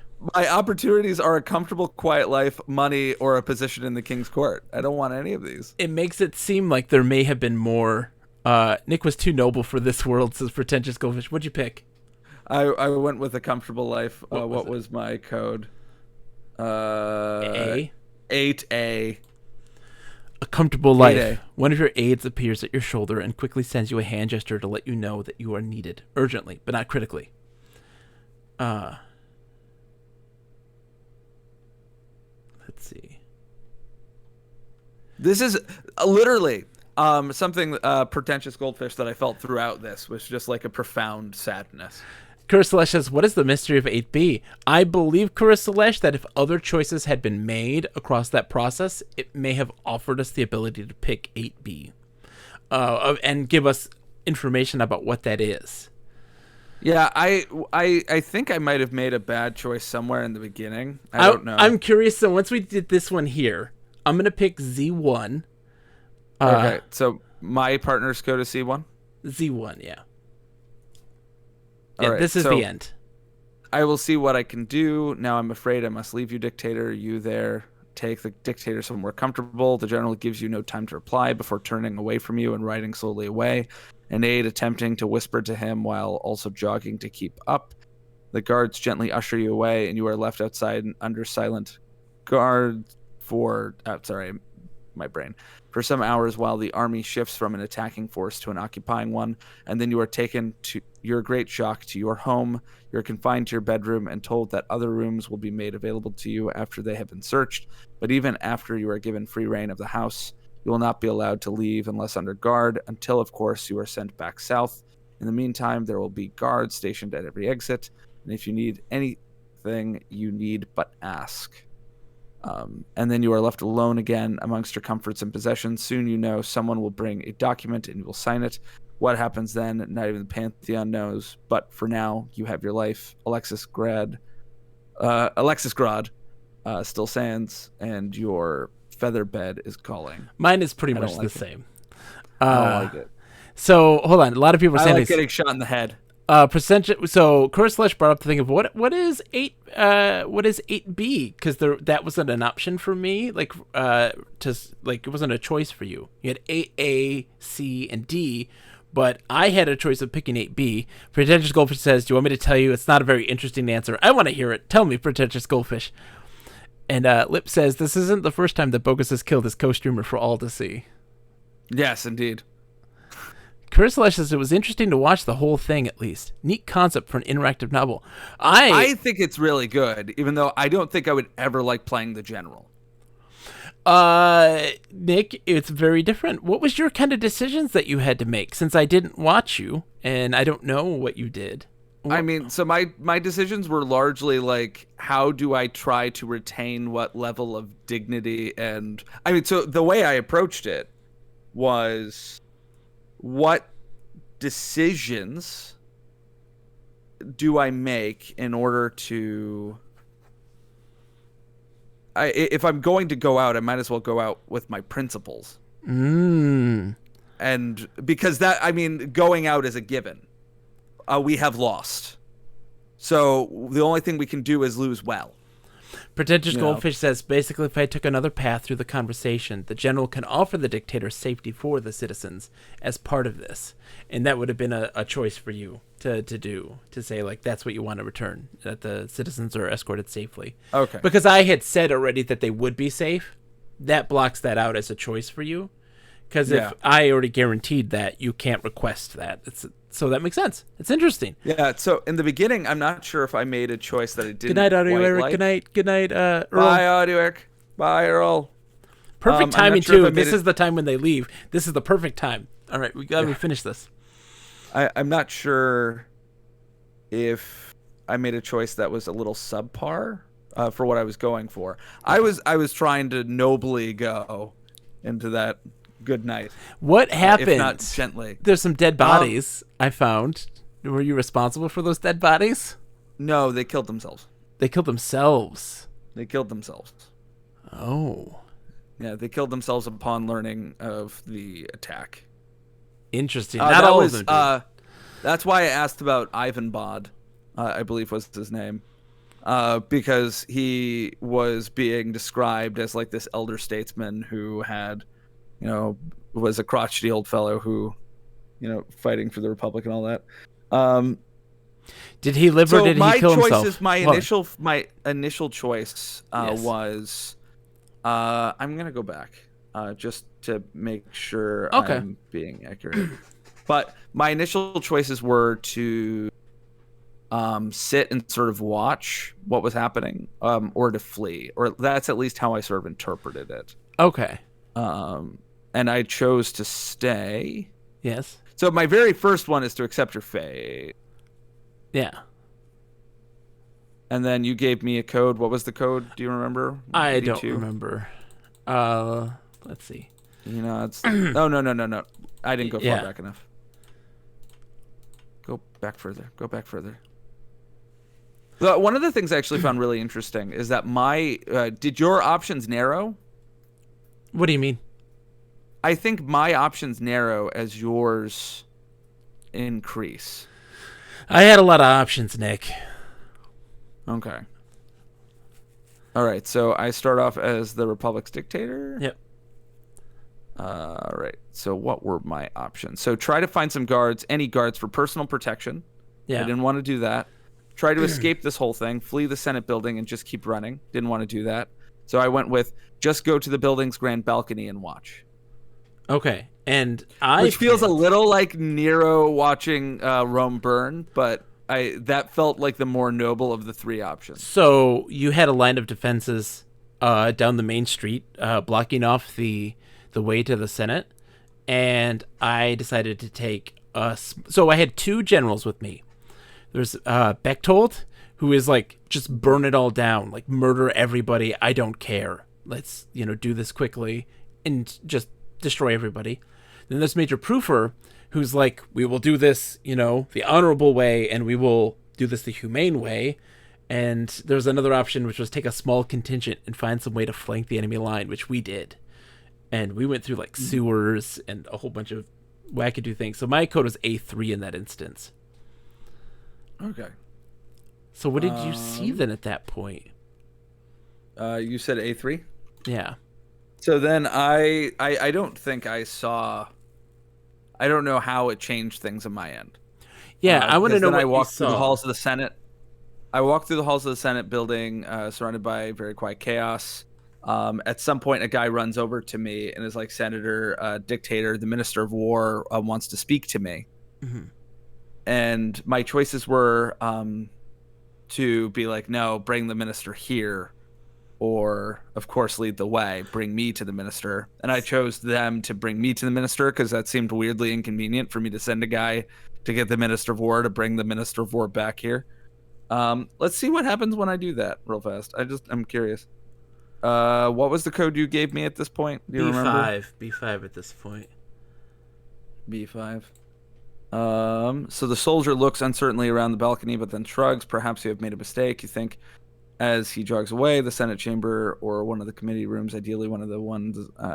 But no, you're the dictator. The government is wherever you are standing, and the Minister of Defense needs to learn that. You sit down on the balcony railing, but you do not have to wait long. Minister Lebdeva arrives quickly, chest held high and flanked by heavily armed escort. None of her aides, you notice, are civilians. "The bastards have killed us," she says in lieu of greeting. So this text seems to be very similar. Before you have a chance to stammer out a response, she clarifies, "You're socialists." She's more clear that it's us, that we did it.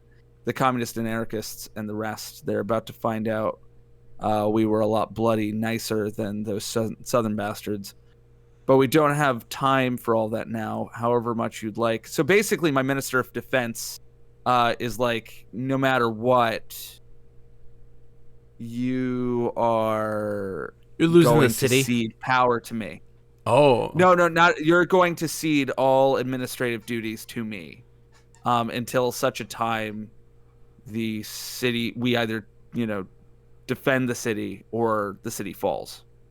Which I find interesting because traditionally, so the role of a dictator in like the Roman Republic is they are effectively an emergency executive that has unilateral power to do whatever they need to do in order to end the crisis. More often than not, a military crisis. So Pretentious Goldfish says, a limitation of the design is that there's kind of a delay in the two stories interacting. So there's not much that the two do to change each other early game, but most of your early decisions change what happens during the bit where the general actually gets to wherever the dictator is hiding, which I think is actually really interesting. And that's kind of what I expected, in all honesty. This is one of those situations where the choices divert into different paths. What generals I decide to choose to do, the path that I decide to take, by rooftop or by sewer. So what happens in my situation, Nick, was that we had to our first goal is to find a way to defeat the line of defenses. And then how are we going to get to the Senate? And so I made a decision to take it through the sewers to get there. And then what do we do to the Senate? I have the option to burn the Senate, like just set it ablaze. Capture the Republic leaders, storm the building, or demand the Senate's surrender. We led an infiltration team to capture the Republic Senate leaders. You actually came very close to two very rare endings that are much rarer than I meant them to be. Interesting. And so I at this point I'm given the option. Thank you for the follow. Where I want to die. Yes. And so for me, I decided that as a socialist. Yes. I would die amongst my people. My other options were in my nice fancy house or in the Cathedral of Casimir the Liberator. So, I went to the warehouse near the docks in the workers' district, not realizing that then the options I would be given were to use the people there as human shields. Did you which use I did them not elect to do. Okay, good. No, I did not. I refused, but that was what the military said. They said to fill the place up with people, and they are more than likely not going to kill all those people. Yeah. So the gamble is that y'all don't want to be complete and utter monsters. Yeah. Well, I didn't choose the evil guy. I chose Proofer for decision making in these situations, the more humane one. Bechtold was a bit of an ass. And I was like going to follow him, his ideas. And so what happens is, what we did in this situation, when we got into the Senate floor, the we saw the people who had killed themselves, and there were some that did not do so. And they told us that they would sign whatever, but it's not their call; it's yours. And So you have to find me. they gave us a hint about where you were rumored to be going. And so yeah, we went there. And then I chose Brewer, so that was a bad idea in that situation because there was just a lot of people in the industrial district that were just hitting us with things and shooting at us and burning us, but we did nothing in retaliation. Yeah, and I didn't want you to kill those people. I didn't kill those people.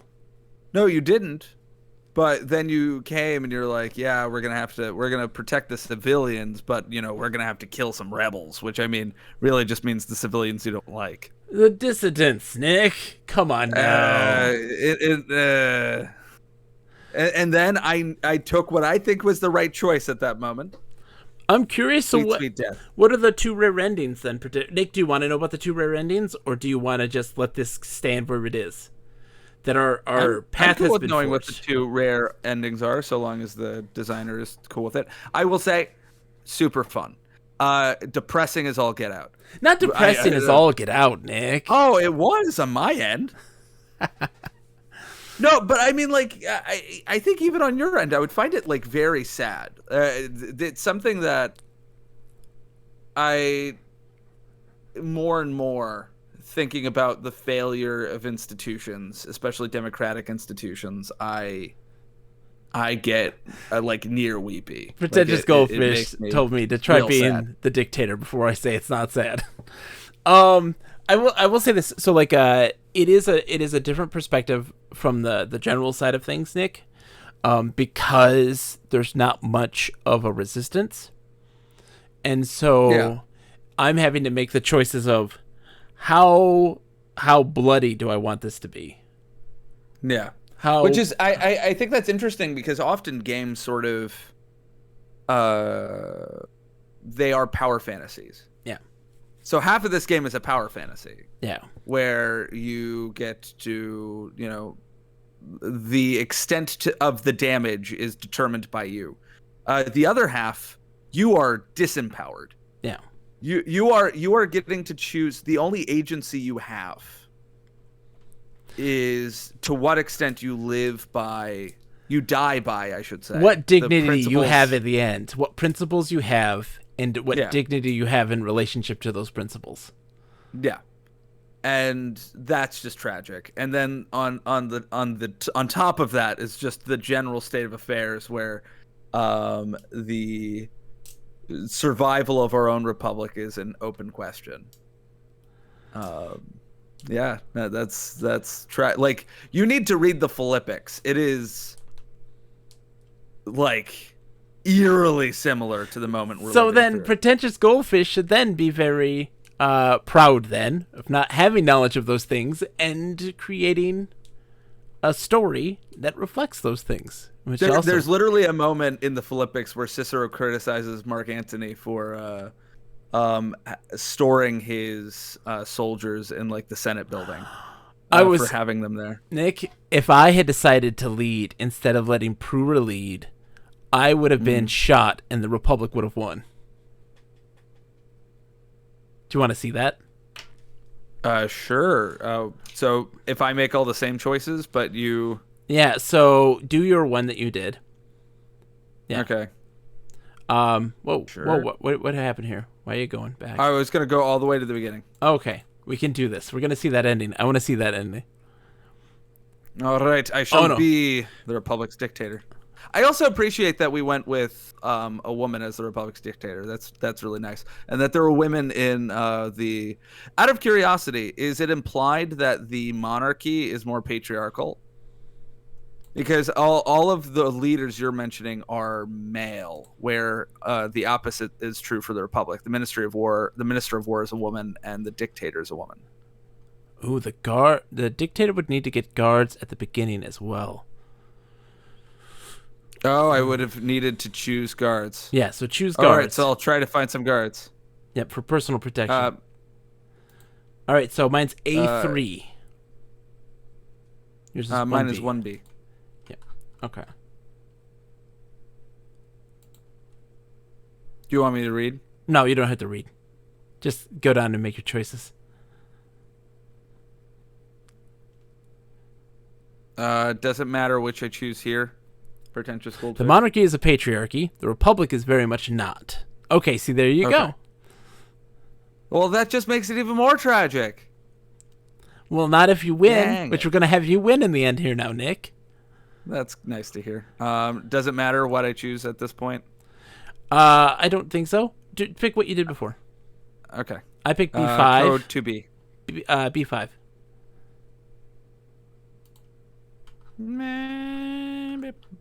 All right, so then warehouse.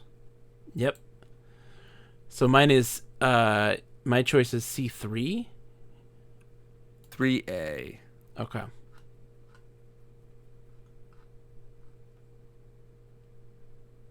All right, so I'm going to refuse to use the people as a shield. I assume that's still the choice I make in this case.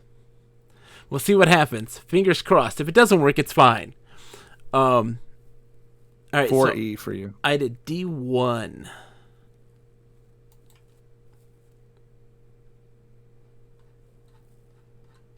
Here it is. It is. This is it. This is correct. Pretentious goldfish. You nailed it. I'm going to read to you, Nick, what happens.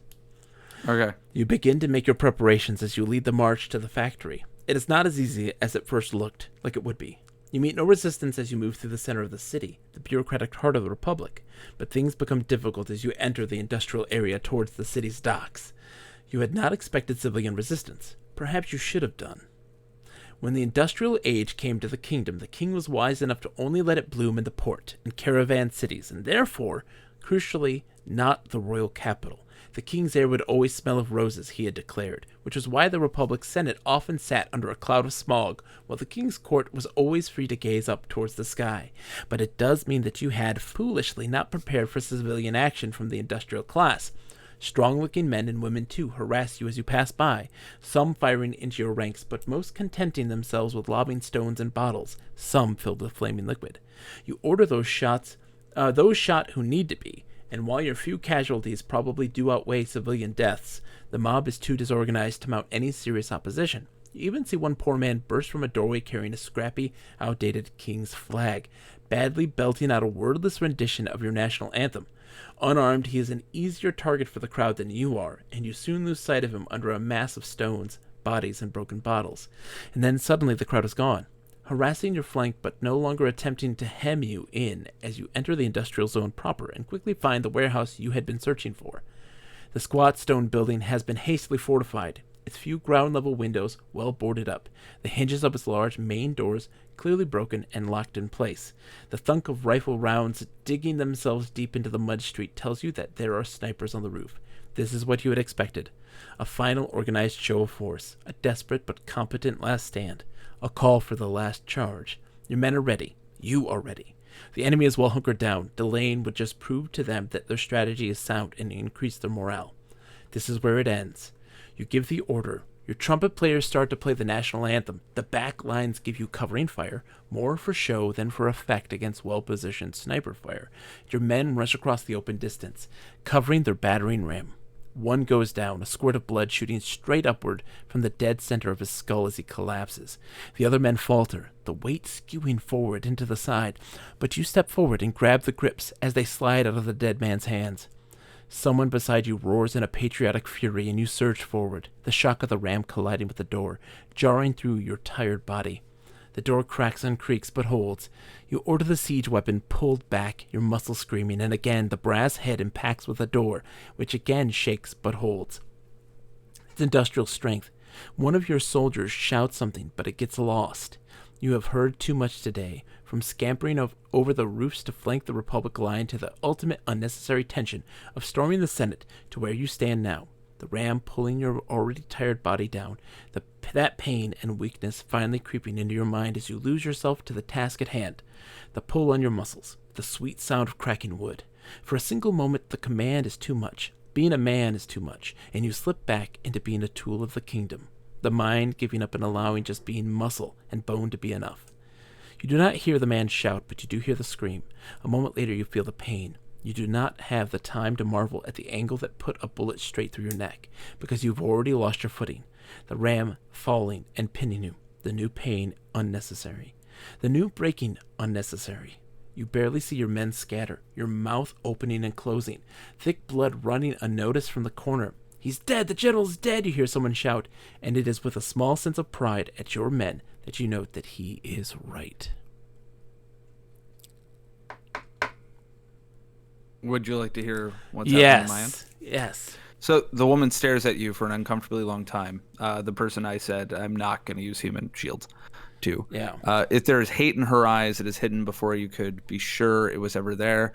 Then she returns suddenly to the lieutenant. You know what to do. The young man nods, sweating in the cold, and takes back his command. You quickly lose track of what he is saying. The quaver never leaves his voice, but as more and more time passes without the arrival of the king's troops, his orders become both more direct and more receptive, quickly taking in the information that his subordinates are bringing him about the building and the surrounding area. The flow of encouragement and military jargon is comforting, and then it abruptly stops. Most of your guards have taken positions on the roof or near windows. Even the guards you found at the Senate have been given positions they seemed eager to take. You are alone again. No one is talking. Even the merchants still huddling at the back of the room are silent. You find yourself desperate for something to do. Pick up a gun, help build morale, write a speech, pray, something, anything to keep your mind from vacillating between the grief of everything you have ever known and worked for being torn down and the fear of pain and death. Right click. You try to keep, I'm using a trackpad. Oh, you try trackpad. to keep your mind to the former.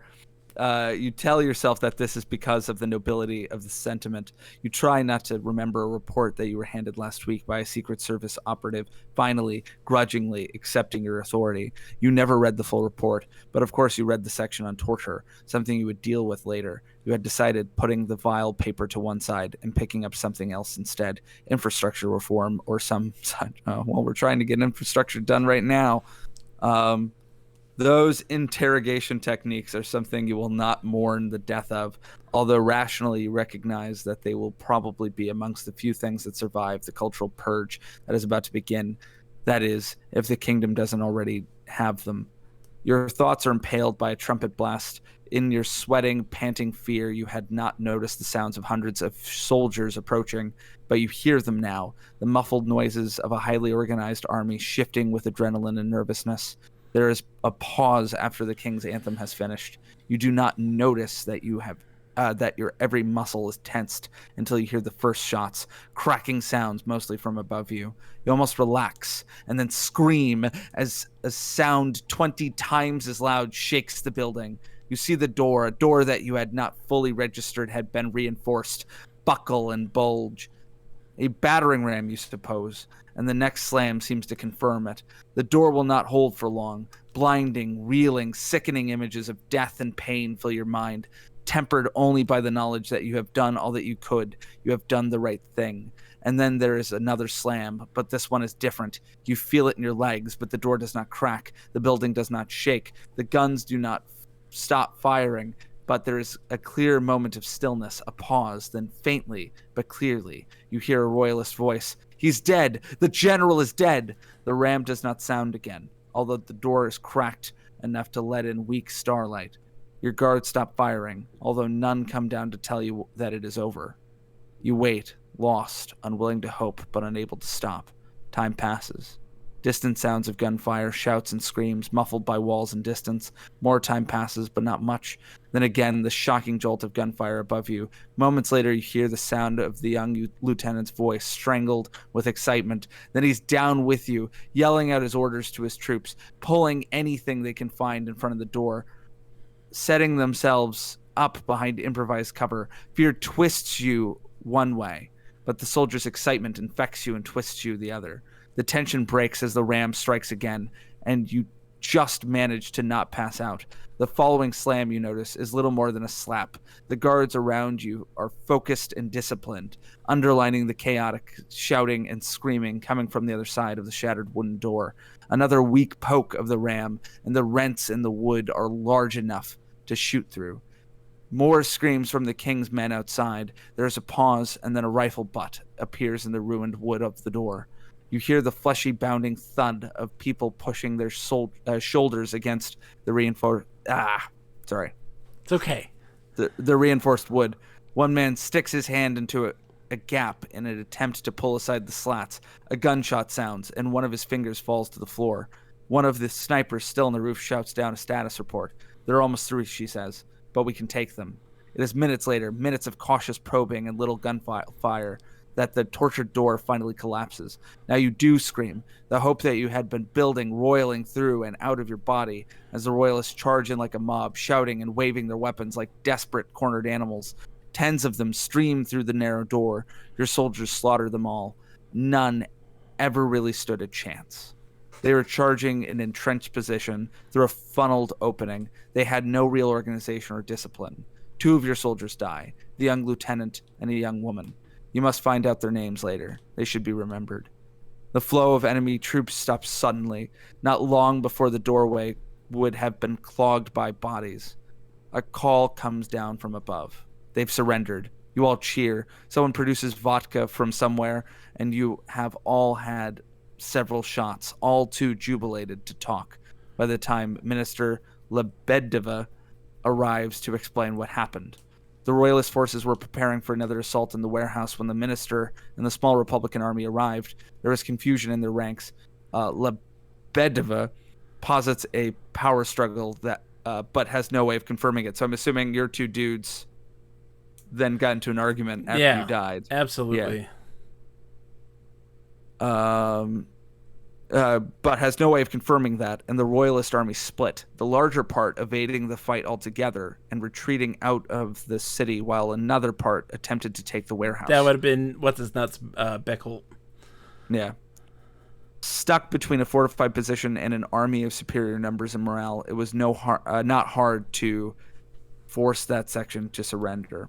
A runner arrives to inform the Minister for Defense that the man reportedly in charge of the defeated section of the army, a Major Proofer, has been captured. Minister Lebedeva orders How him can you not say Lebedeva? Lebedeva. Lebedeva. Lebedeva. Lebedeva. I've said it several times. I love you, Nick. Lebedeva. What? I'm saying the same thing you're saying. You're always like Lebedeva. I've been awake since 5 o'clock this morning, and I went to bed at 2. This is true. I love you, Nick. I love you too. I'm sorry. I'm a mean friend. It's fine. I make fun of your pronunciations. Also, my mouth is just a bad mouth. Mm-hmm. Anyway, orders him questioned, and while the pages of that Secret Service report flick through your mind, you say nothing. So what happens now? The royalists will be back. The majority of their army retreated. Plans must be made, defenses erected, and no doubt political battles fought. But now, right now, you are alive, and so you order the industrial stores opened and another round of vodka poured. That is how we end. I think that's the best ending. That's the best ending. You didn't do it, though. You didn't, because you didn't want to take any guards with you. No, it's not like I wonder if that's why it's rare. Yeah. Because those two things seem a bit at odds. You had to have taken guards with you, and you had to have gone to the industrial center.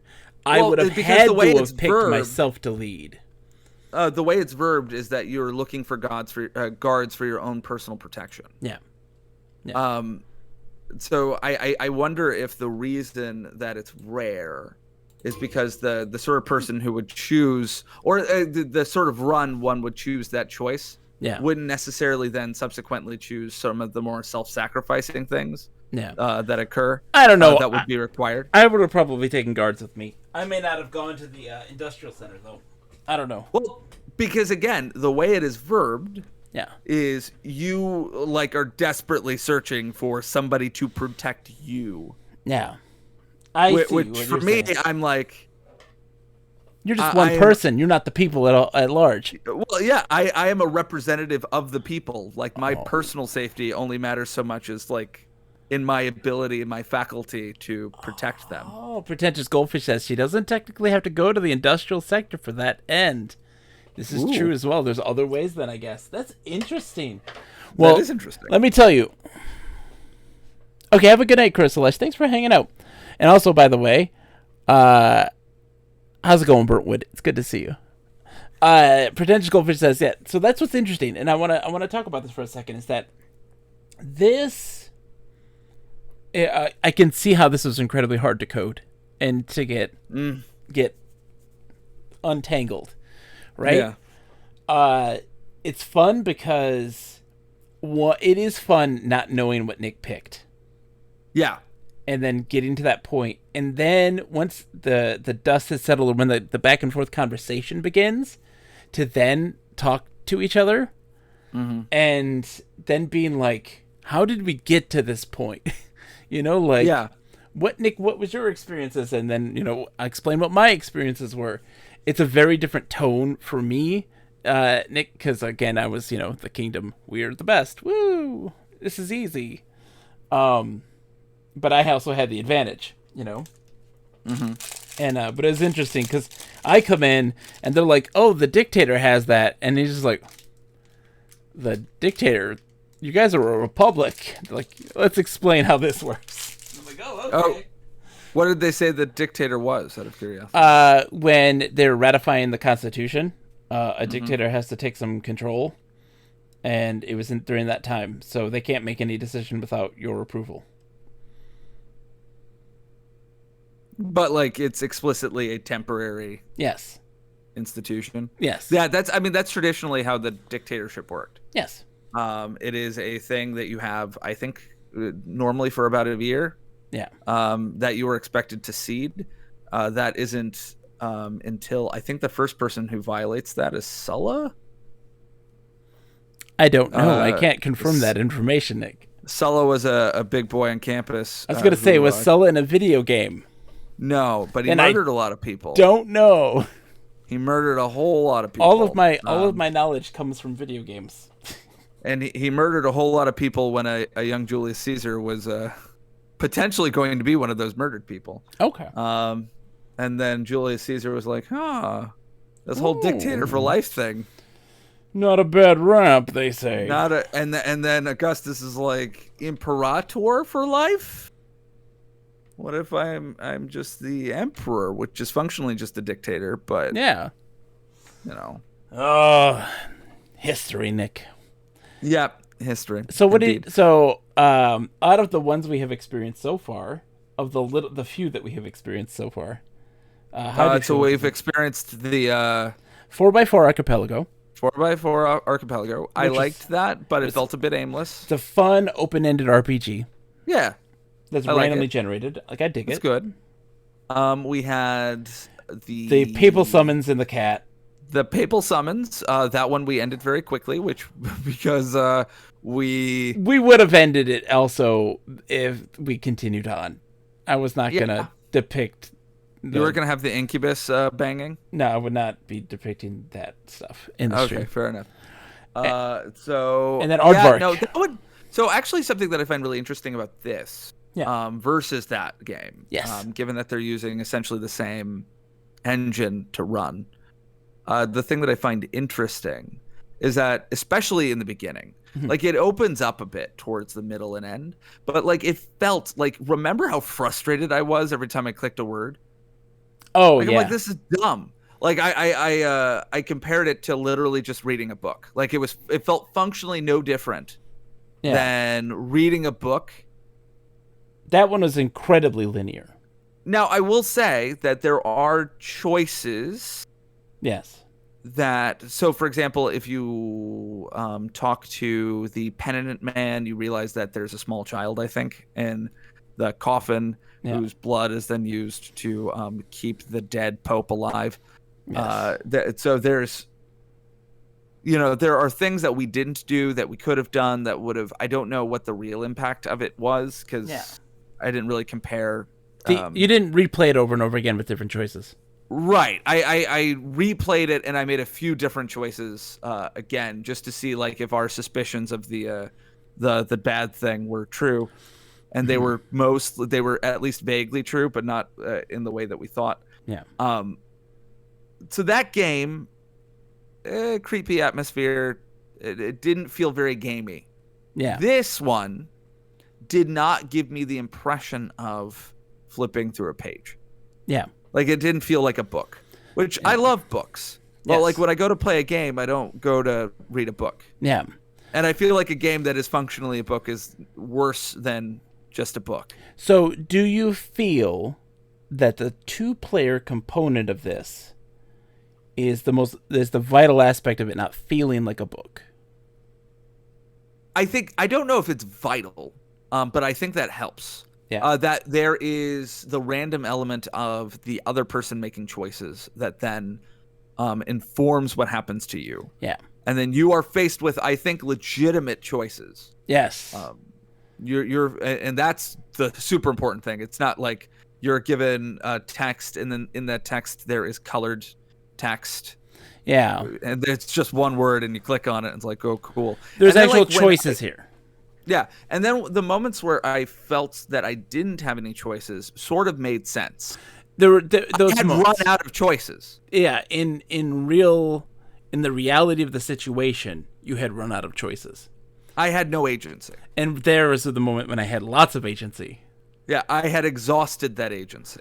And that's interesting. I mean, to be really honest, I found this to be one of those.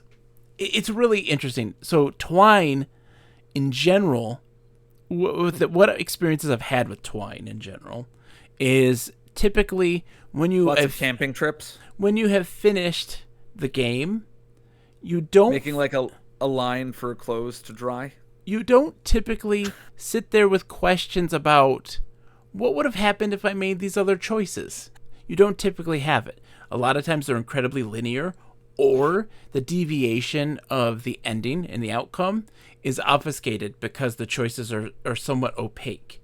They're attached to arbitrary things, like, for instance, clicking on a specific word, Yes. and here, the choices felt like there was a major impact because there was also a thing. There was an element that I was this is hard to put to words, and so forgive me for this trying to get my brain wrapped around this idea, because this is a very new idea for me, playing games for 35 years, having to come across this, which was really interesting. There's an element here that was me having to make decisions knowing that you, Nick, are on the receiving end of this. How would that change if it was someone who is a stranger? Because Or if it wasn't me? see, that's interesting, right?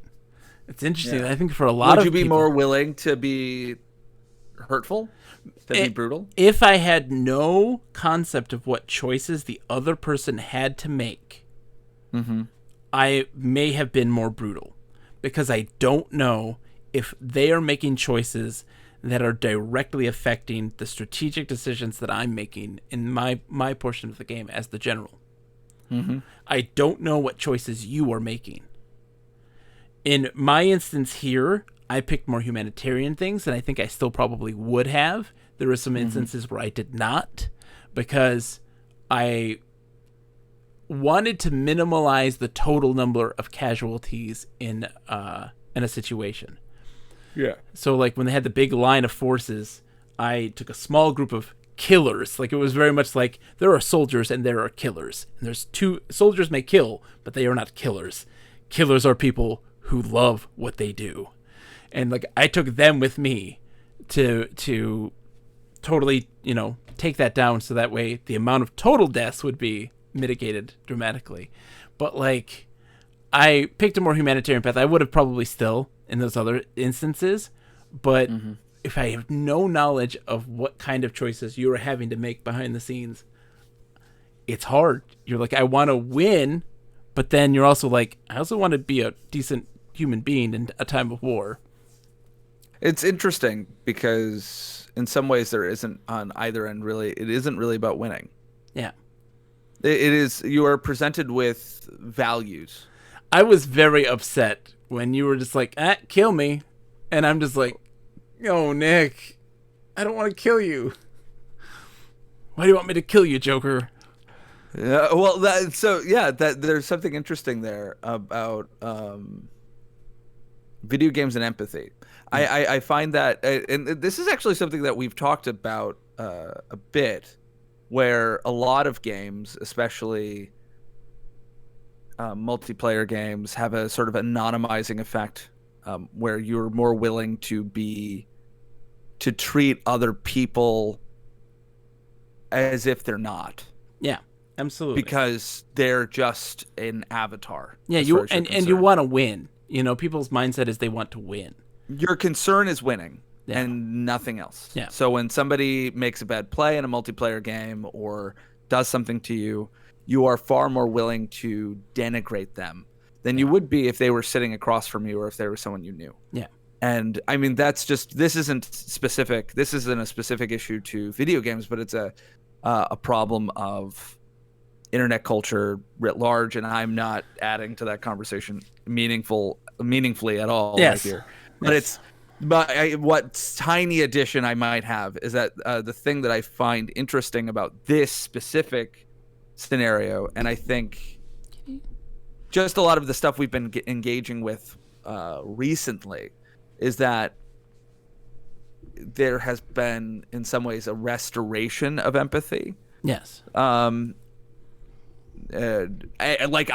felt not only for the character, but for the society, for you and the choices you were making, you were feeling for me. Like it's, there was never a moment where you happily and gleefully teabagged me. You were forced into... I wouldn't have done that in any situation. Well, that is not who I am know. as a player of games. And if I was playing against a stranger, I would have probably made very similar decisions. Yeah. I think there are good people who would, think that it's funny to sexually assault a dead NPC. Not that it's actually sexual assault. Teabagging. Yes. Okay. Teabagging. Yes. Yeah. That they would, or that they wouldn't think using an insulting term or... See, I don't see teabagging as a big deal. Like, teabagging is not bad. I was being a bit mild, but I think there are decent people who would be willing to denigrate another person in a multiplayer game strictly because of the distance. Yeah. That they actively no longer... It's like when you're driving on the road and somebody cuts you off. Yeah, it is, absolutely. And absolutely. because and you're like, fudge that guy. I can't possibly empathize with, the fact that he did a thing that I almost certainly have done. Yes. Like, almost certainly. Like, everyone has done crappy driving things. No, you do a lot of crappy driving things, Nick. I've ridden in a car with you. Oh, my God. Folks. You're just a giant baby. I drive. Yeah, you are. I'm a sensible driver, Nick. No, you're not. You are a maniac. I am not. I fear for my life. That you literally told your wife that I don't check my mirrors, and that was strictly because you didn't realize that my mirror you didn't has have an extra side mirror. Yeah, you didn't have any mirrors. I did have mirrors. I know. Anyways, Nick, you're right though. Sir. So all I was saying was that in that situation, we don't grant the other drivers empathy because we can't envision why they would do something when, in honesty, we've all probably done that very thing at some point and had every justification for it. Yeah. Sir. I'm putting you now so that I can see your face. I couldn't see your face before. Hi, Nick. You want to see my chest hair? It's beautiful, I'm sure, but I'll probably get banned off Twitch for that. Oh no! Don't do it. Yeah. Oh jeez. It's so hairy. It's so hairy. I literally got home from work, stripped off my tie and my dress shirt, and so coming in blind is really interesting. Coming in as a fresh experience. Remember when you thought we would play 70 of these games? Yeah, like we've only beaten one. No, that's true. We have only beaten one. We have to go back to the Aardvark one and beat that one. We got to beat Aardvark, and that's probably the day. I probably won't go all the way to one. I'm exhausted. It's just been a long week. It's been miserable. I haven't even told you about the cameras yet. Yeah, why were the cameras in your classroom?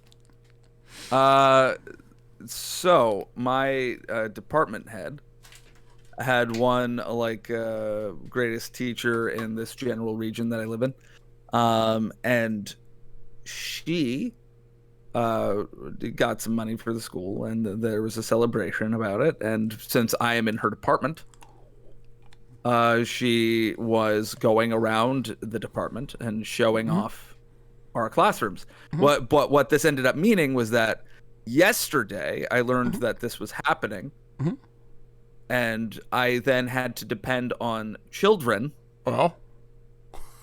to cooperate. Not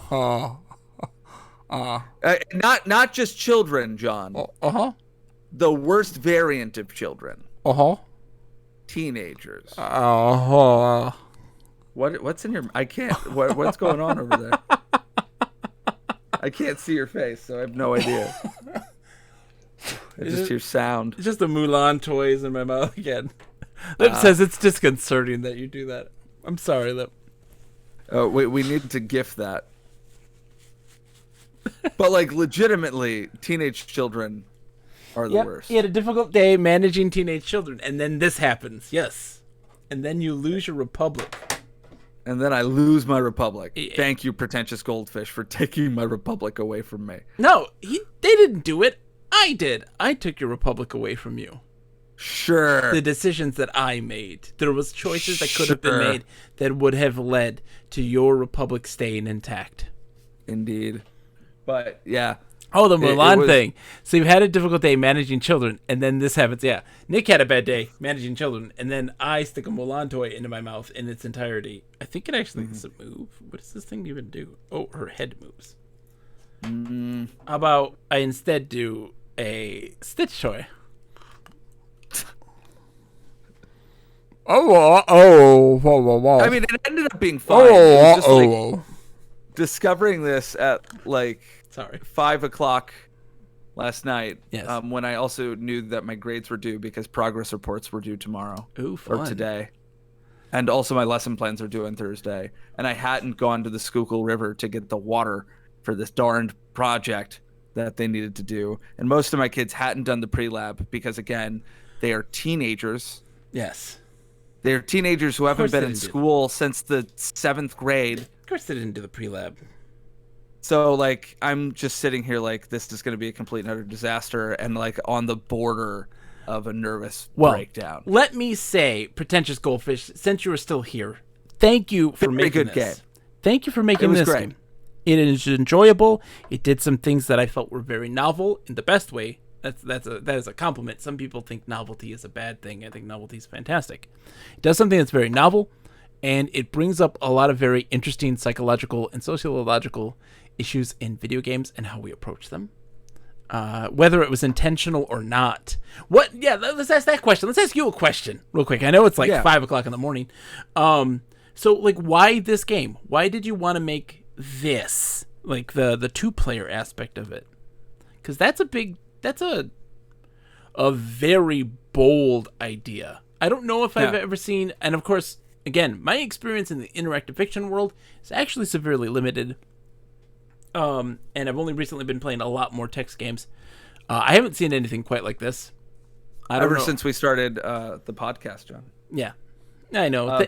Nick, I have to thank you too. Thank you for getting me to play Infocom games because they've been incredibly fun. They have been. I will also say I have a question if your question hasn't been addressed yet. It hasn't been addressed yet.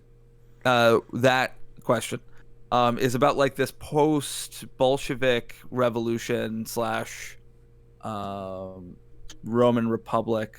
So like what's interesting is that after the fall of the Roman Republic and just the fall of Rome in general, you have this sort of veneer, the fall of Western Rome, I should say, because the Byzantines go on for a while after that. Yeah.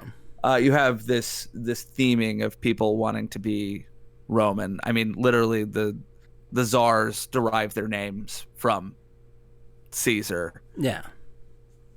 So, I'd be interested to know about this post-Bolshevik revolution, Roman Republic sort of theming that's going on.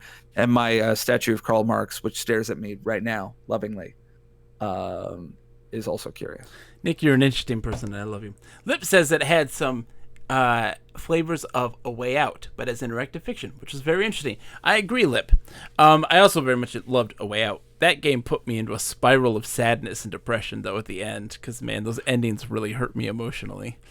But I will say that I think the major differing factor here is that not having the perspective of the other person. To lack that perspective also makes your decision making feel like the weight of it is far more important. If that makes sense. Not knowing what Nick is going to do made me feel like my decisions were far more important. And it's also it's interesting in that, like, I think text-based adventure games in general suffer when it comes to verisimilitude. Yeah. They suffer in balancing between puzzle and Narrative. Yeah. Where this, I don't feel like there was ever a moment where those two things were in conflict. Yeah, because there's a perfect balance of decision making, and it seemed to work. And it also felt like, why can I say verisimilitude like it's nothing, but I struggle with Lebedeva. Lebedeva. Think about it rhythmically, Nick. It's all about rhythm. Lebedeva. Yeah. Lebedeva. Now it sounds like a soap. Exactly. Lebedeva. It'll clean your nethers. Have you tried Lebedeva?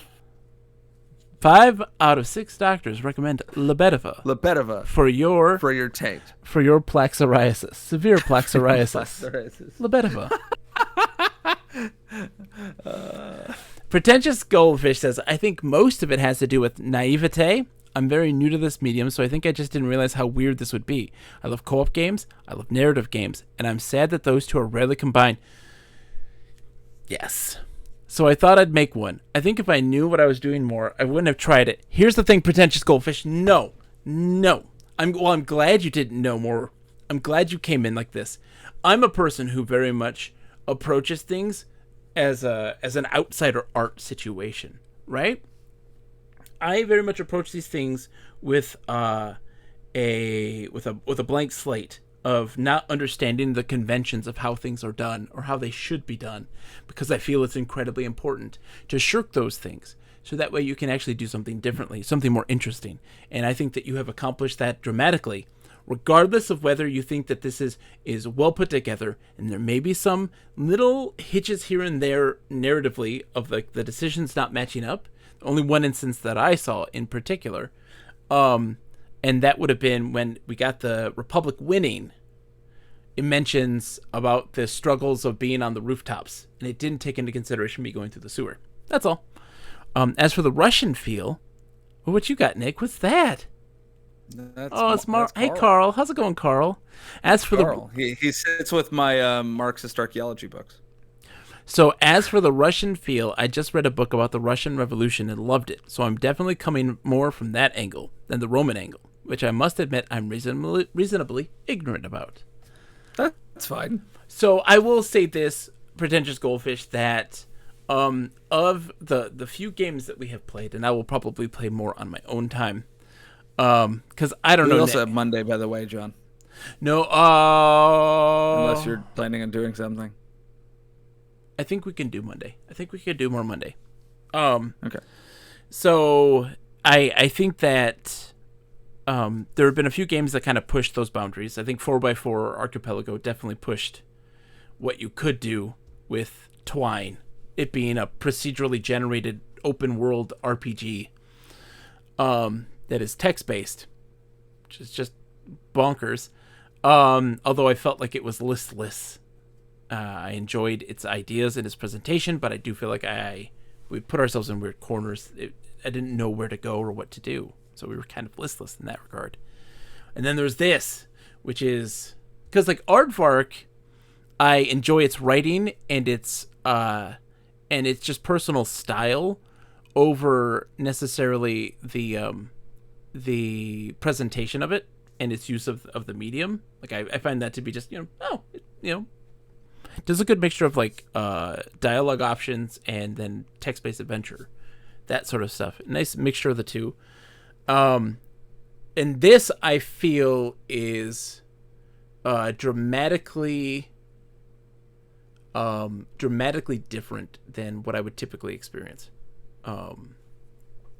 And I enjoyed it thoroughly because I felt the weight of the decisions. I could also see at the end that curiosity of what did Nick decide?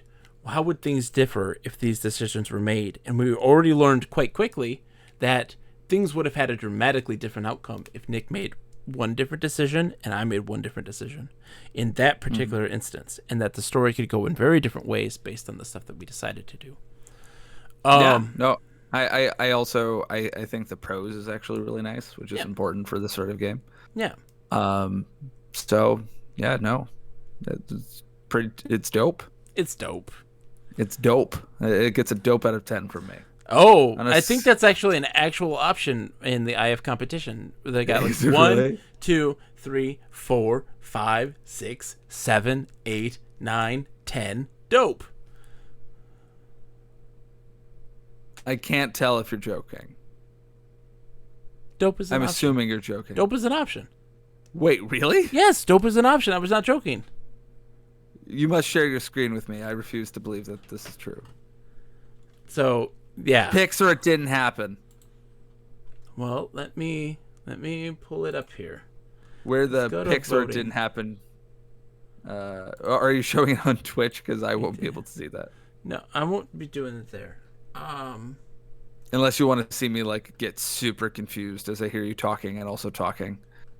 Because I don't know how to mute things because I'm an Last old man. night on who Alexis doesn't listen to Squad. computers. 1, 2, 3, 4, 5, 6, 7, 8, 9, 10. Dope. I think it's dope. Yeah, it's dope.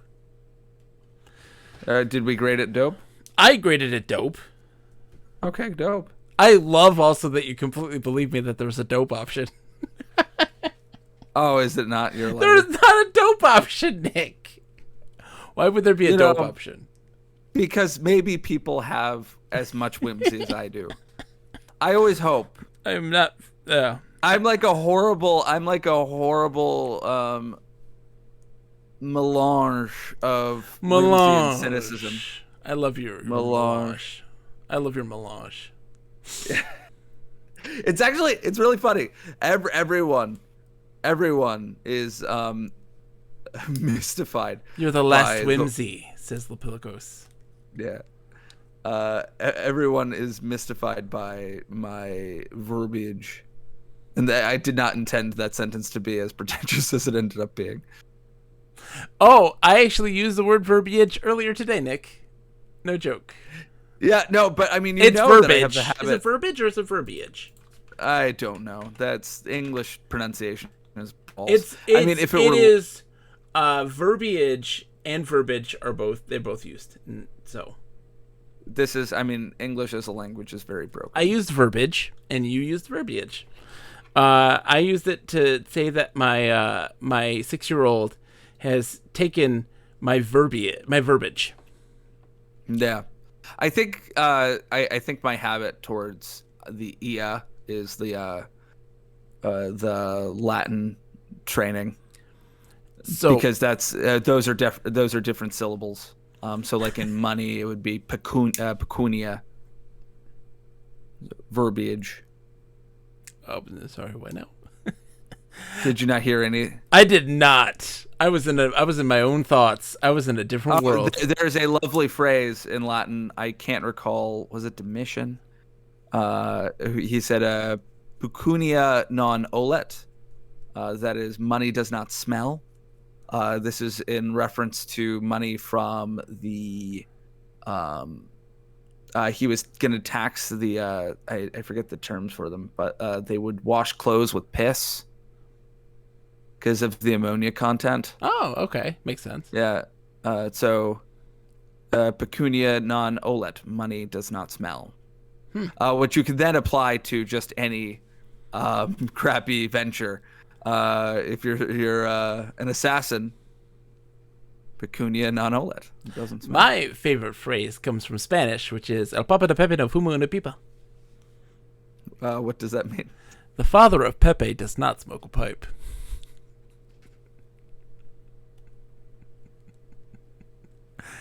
Are you two planning to play the Golden Heist? It's very much choice-based, but I'd be interested to hear what you have to say, especially since it's about ancient Rome. Let's look it up. I mean, sure. We also have to finish the aardvark one, though. We do. I refuse to leave this until that's done. I'm gonna grab a second beer. I'll be right back. How long is it? It's about an hour. Yeah, we can't do that. We're probably gonna finish Aardvark, but I will put that one on my to playlist. Nick will love that. I'll be right back. Oh yes, I will. Ooh. Sorry, blowing my nose on stream. This is not very attractive. I will add that though. Have you played any that you liked?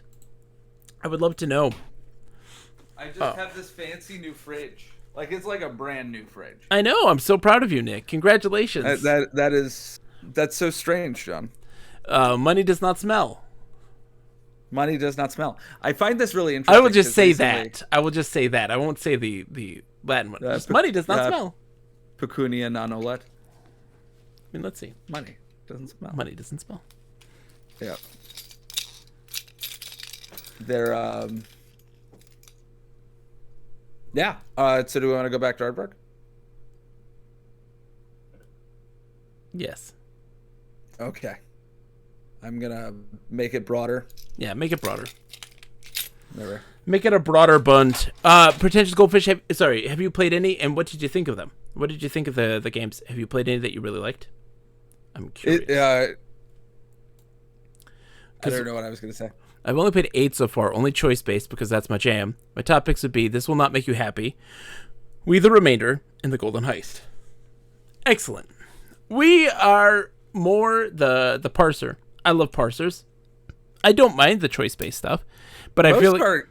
most of our experience has been with the classic Infocom games, yeah. Which is all text parsers. Because on Fridays, we've been doing Interactive Fiction Fridays, so we have played through Infocom games the last, how many months now, Nick? I don't want to say what the landmark in my life is that helps me remember. I know. It's been 3 months. We started in July, yeah. So 3 months. Yeah. We've beaten Zork 1, Zork 2, Zork 3, Deadline, Planetfall, Suspended, and... Witness. The Witness. We finished that way faster than we thought we would. We did that in one night. No. Yeah. Did you think that you were told that was easy, and then that was the first game that's ever like legitimately broken me. That's tough. Pretentious Goldfish says, what parser games would you recommend for someone trying to get into the genre? This is difficult because Nick and I are getting into the genre in a very unconventional way. Here's the thing, and I have a lot to say about text-based adventure games, old school style especially, is that they are meant to be a communal experience. They are meant to be a conglomeration of minds, as I like to say. Nick and I are going together. I'm mapping, he's controlling, and we're both trying to figure out puzzles. You have to map things out, because spatially understanding the world is part of the puzzle of that game. And so from what we've experienced so far, Nick would probably recommend the original Zork, which nobody else would do, but I kind of agree with him.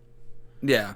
I mean, I don't think that there's any flaw in the original Zork game that the other games don't necessarily also have. I don't agree with that. I think the puzzles are a little goofy, but like to get to the end of Zork, you have to do some lateral thinking.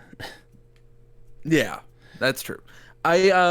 I would say that an introduction to the series or to the world of text adventure games, I haven't found the perfect example yet. But if you want to go into something that is more narratively driven and less emphasis on puzzles, A Mind Forever Voyaging is absolutely fantastic. It is a wonderful work of art and should be lauded as such, and it is a shame that it is not. Steve Maritsky made a brilliant piece of art. We haven't gotten there yet, though. Nick hasn't even experienced it. He doesn't even know.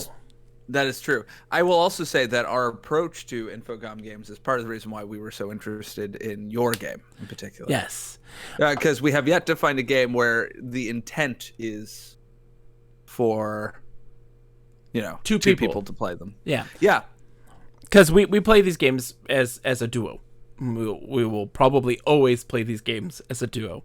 The moment that Nick stops wanting to play these, I will stop wanting to play them. Yeah, what's interesting is that I think neither one of us has any desire to play these games on our own, but I get legitimately excited to play it with you. Aww, I get excited to play it with you too, Nick. I plan on getting through at least all of the Infocom games. We're gonna get I would through like to. all of the Infocom. We're gonna get through all of the Legend Entertainment, and there's one other game in particular that I really want to play. And I also want to play the other Zork games that are not text adventures with you. But if you want it, of the text adventure games we have played, the most accessible. I did not catch that. The most accessible is going to be. What's are you still thinking? Starcross? It's gonna be. No one will agree with me there. They'll think I'm a madman. Honestly, though, I think so. It's a game that I wouldn't, under normal circumstances, recommend. I'm not agreeing with you. Yeah, I know. This is a game I would not otherwise recommend, but I think it is the easiest. So it spends the least amount of your time. I know what you're gonna pick. The Witness. Oh God, I hate The Witness. I don't like The Witness. I don't think The Witness is a good game. No, But Nathan, no. It's not the easiest because you want to know why? Why? It was the easiest for us because we had experiences in Infocom games at that point. A person who does not know how to interact with a parser in that way would have such a hard time. Such a hard time understanding what to do. We did have some trouble with the parser. And That's we are how many games in at that point? We were 6 games in at that point. We are roughly parser pros at that point of understanding how Infocom games want you to interact with them. I suggest Aardvark versus the Hype. Yeah. I would. That's what I suggest. But my genuine suggestion is A Mind for Voyaging. It is a legitimate masterpiece in terms of narrative. It's fantastic. There's nothing like it. But I think the biggest challenge with any parser-based game is when you bump up against the limitations of the parser. Yeah. Because it's not like when you're playing a graphical game and you have the invisible wall, and it's very clear what's going on. That you just cannot go that way. Yeah. Why you cannot do the thing is sometimes often unclear. Is it a limitation of what I know about how to interact with the parser? Am I not doing what the parser wants me to do in order to do the thing, or is the thing actively not possible? That is the difficulty. I will say, and this is why I think I'm legitimately going to, rather than Witness, say Aardvark versus the Hype. There has not been a moment where I felt that. Yeah. It's been very good at avoiding the what the fudge does the game want me to do. So I would and it's tough for me because I would genuinely try to actually recommend Zork 2 as a good introduction because it does a lot. Look up the bank puzzle. Yeah, just look up the bank puzzle. That's all I have to say. That makes no goddamn sense. Even the developers don't understand the bank puzzle of Zork 2.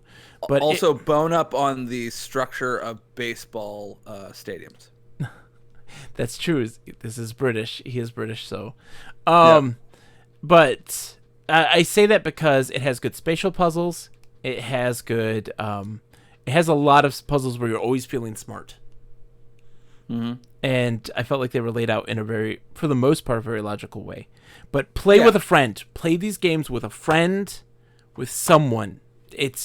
I played Callahan's Cross Time Saloon, which is a graphical adventure game from Legend Entertainment, 1997.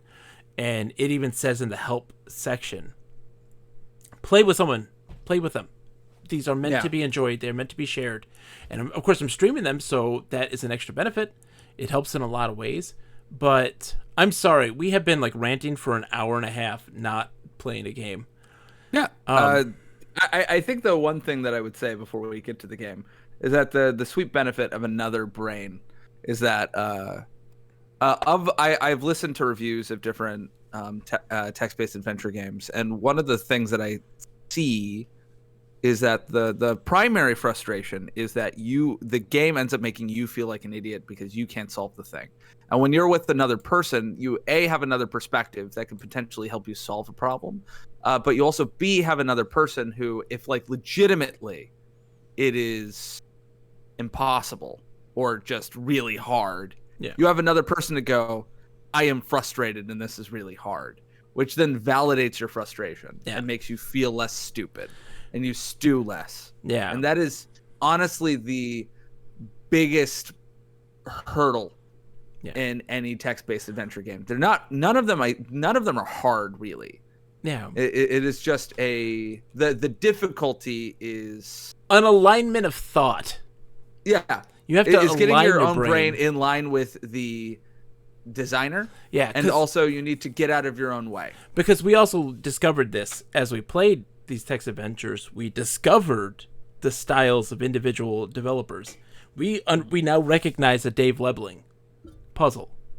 Like, that's a Dave Lebling puzzle. He likes spatial puzzles, and he likes puzzles where he describes something in its most objective sense that seems alien and foreign, but actually is something that we use every day. Pretentious Goldfish says, I think finding another person to play with might be a puzzle in itself, but it does sound like it would really change and improve the experience. Absolutely. And you can do You're it. also always willing to join the stream. Yeah. And I think the joy of it is just, I mean, you have access to Discord or Zoom or something to be able to get people together to work on it. And it's just like one other person. I don't know if having 3 people working together in a adventure game in like direct connection, because we have people in chat who come to like try to figure things out and sometimes succeed in figuring out where we don't without cheating. But having like 3 people talking could be an extra barrier, you know. I had a hard time in Suspended managing all those robots. But yeah, you did. But yeah, I had a hard time in The Witness with all of those locks. doors locked on the inside, and then the plaster casts just kicked me. I don't yeeted like- me off. I think the plaster cast is meant to out the butler, by the way. No, I'm 1,000% sure that's what it was. Sorry. The reason that Spoilers. was so... Yeah, excuse me. Spoiler. The reason I found that so very massively frustrating, I think, was because the only time Duffy ever comes to you is when he's taking something to be analyzed at the lab. And that I had been so trained to read what Duffy did and go, okay, he's taking it to the lab. And then like my brain just didn't like read it terribly closely and realize that I had the thing. Yeah. And I just was like, I'm done. This game has I spent 30 minutes You were trying so to get through a upset. door that was locked on the inside because it was the inside of the door and I could have just unlocked the door. Why did I have to unlock the door? This is freaking stupid. Nick. Nick. Shh. So the cashier wasn't interested in the hype we tried to give him. We need to distract him so that we can put the hype in there. In his coffee. Are we trying to put the hype in his coffee? Does he have coffee? He has coffee. Where? It said that in the beginning. They was drinking coffee. Okay. Why are we killing this man? Because he won't let us leave without the cable, and also because we are trying to make the events in the future happen. Yes. Yeah, I see. So we need to get the condoms. We need to put them on the grill. Get condoms. Well, will the griddle work given that we've taken? We haven't taken the cord. We did. No. It says you go to take the extension cord, but the clerk stops you. Hey, I need that cord, man. What if that dang thing catches fire again? I need the extra length of cord so I can run it to the sink. You try to explain to the clerk that in the event of fire, it would probably be best to just unplug the grill, but he won't listen. We got probably hype. be best just unplug the grill, but he will not listen. I see. Talk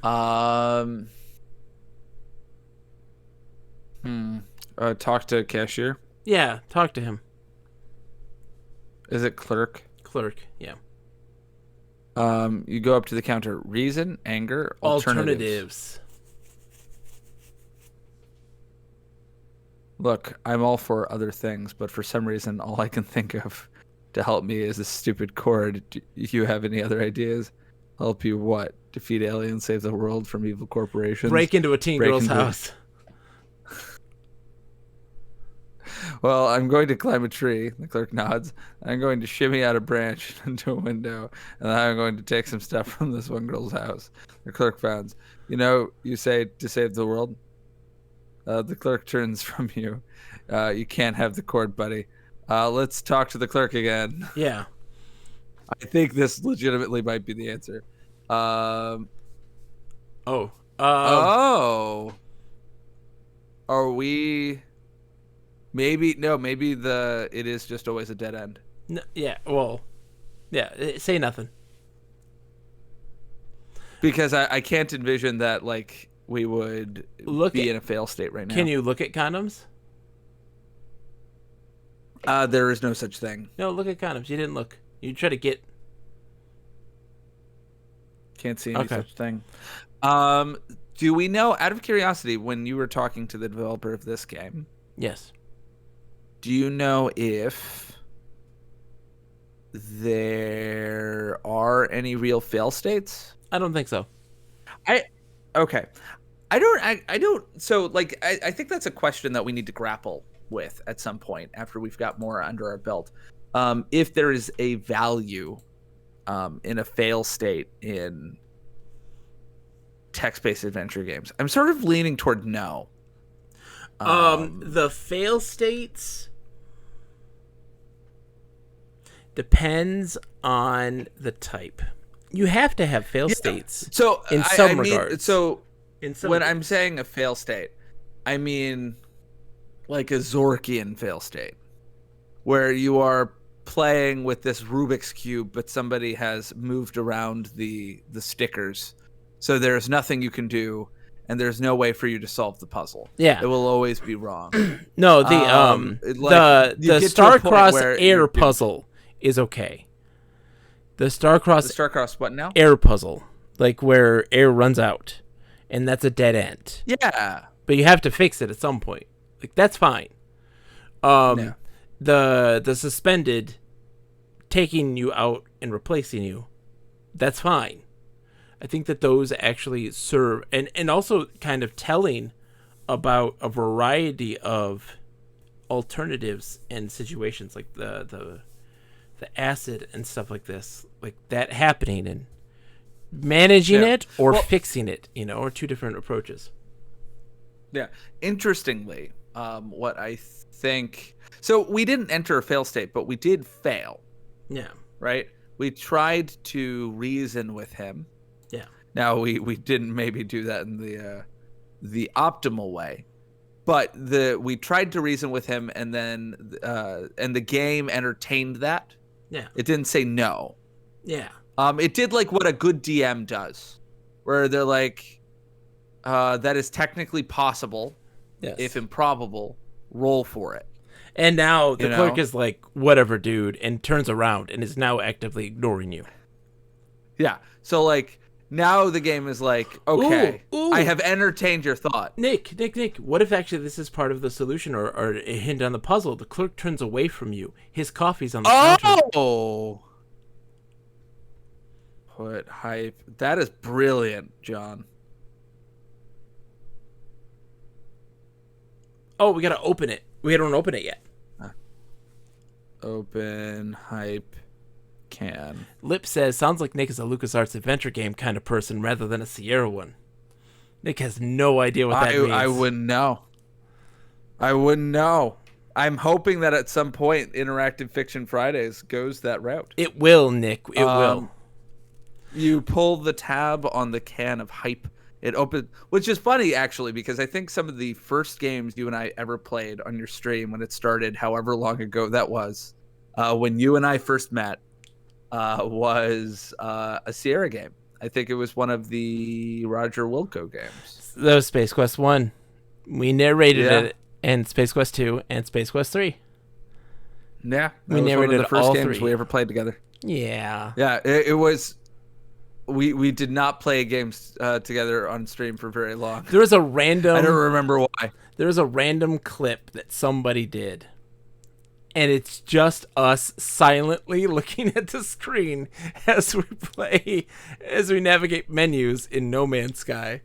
And there's no talking. And we're just staring there with a blank look on our face.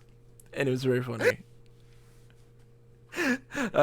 So anyway, you pulled the tab on the can of hype. It opens with a slightly oily crack of aluminum and a subtle. I like that. I've never thought of opening an aluminum can as it being oily, but that is an interesting descriptor. Yeah. And a subtle sigh of pleasure in the release of the pressurized. I will say the writing, even in the creepy pedophilia Catholic one, all of them has been like pretty sharp. Yeah, and especially they meet all the of the tone writing that has they been try very to evocative. try to do. They Oh yeah, no, it manages to be a creepy Catholic pedophilia game. yeah. This also happens to be a quirky, silly, you Yeah. know, shock adventure. Sorry, you should probably keep the hype away from All your the reading's face. been very good. Yeah. So pour hype in coffee. Pure Hype. in coffee. Per the hype. Pure. I didn't understand that. Put hype in coffee. Pour hype. Oh. Pour. Oh, you said you hype. couldn't do it. Sorry, I didn't see that. Yeah, have a good night, pretentious goldfish. Thank you so much for coming in. I just want to say that Yes, it's been a please truly take care lovely of night. yourself. Funny, Sleep. kind, and informative. It was a real honor to have you two play my game. Had a wonderful time. I'll see whether I can come by again soon, depending on how committed I am to ruining my sleep schedule. Well, regardless of the case, we will be here to help you ease your way into the ruination of your own mental health. Yes, and if you don't mind chilling, you could always listen to us at the Literate Pixel Podcast, where we talk about books. We will talk about this game on there. Yeah, we will talk about your game. We will I hope actually you're talk about it. comfortable with that. We will talk about the games we played in the interactive fiction competition. And so we will be talking about your game. I think that might have a major portion of our conversation. Anyways. Oh yeah. Okay, so Hype. uh So I think you're right that the hype is the solution, It's but the solution. maybe we need to dump the coffee. you guys are great. And do what you like. Yes. Well, thank you so much for making the game. That's the most important thing. Thank you for making the game. Get some rest. Okay. So it doesn't understand do we dump. switch? Switch coffee. You swiftly and subtly switch the coffee cup. Yep, you're right. Oh, okay. With a can of hype. The clerk doesn't notice. That is, he doesn't notice until he tries to take a sip of the can of hype. Yerg, that's not coffee. That's gross. Really good. Drink hype. Drink hype. Grood. Crude. Oh, I didn't notice that the R was still there. Can we It's get the crude. cable now? It's gross good. Get cable. Get cord. Sorry, cord. I'm in Cord. suspended mode with all the cables. Maybe you should ask the clerk. Talk to the clerk. Talk to clerk. I'm curious how this. You approach the counter warily. Alternatives? I want to see what alternatives does for us. Yeah, again. If that changes. Yeah. Yeah. So, now you got anything else I can use to climb a tree, or should I just take this cord now? Take cord. Take cord. Drink hype. Like starts coughing a little. Take the Ooh. cord and get the hell out of here. Take cord. You take the extension cord from the roller grill, unplugging it from the wall and the grill. The clerk nods at you, a bit glazed. Take cord, drink hype. The clerk coughs again and flecks a blood splatter on the counter. He does not move to wipe them up. Now that you have the cord, it might be a good idea to go back. This is a little. He's a murderer. Lewis is a murderer. Lewis is a killer. Hey, he's got to break into that teenage girl's house, okay? I mean, like, he's theoretically doing it for a good cause, but he decided that like the lives of the many outweigh the few. the few. He couldn't get an Anyway, extension so now- cord anywhere else. Indeed, Not from his house. it's not possible. I don't have like literally multiple around me right now. Yeah, I'm just literally right now ripe with extension cords. Leaf store. Do you know why those are dangerous, by the way? Why are they dangerous? Okay, I will. So there is a wonderful YouTube channel that I suggest anyone who's interested in how technology works should watch. It is Technology Connections is the YouTube channel. I love your snoring. It smells really good. It smells really good. I meant to say sounds, but my brain Drink literally hype. doesn't work right now.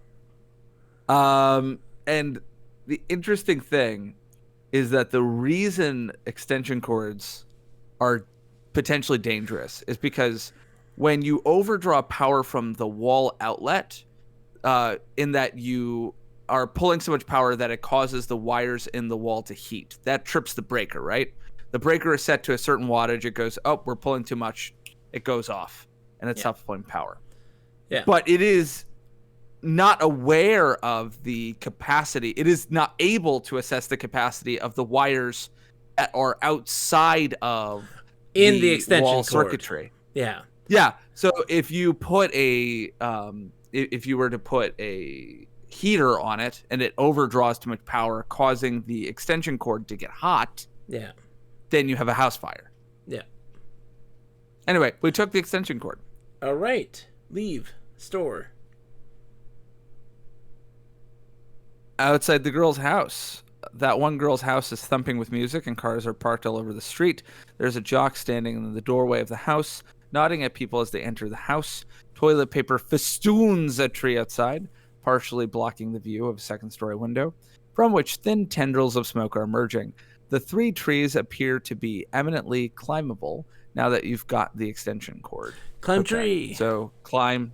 I also like that it's tree. like, hey, you have the extension cord. You can now climb that tree.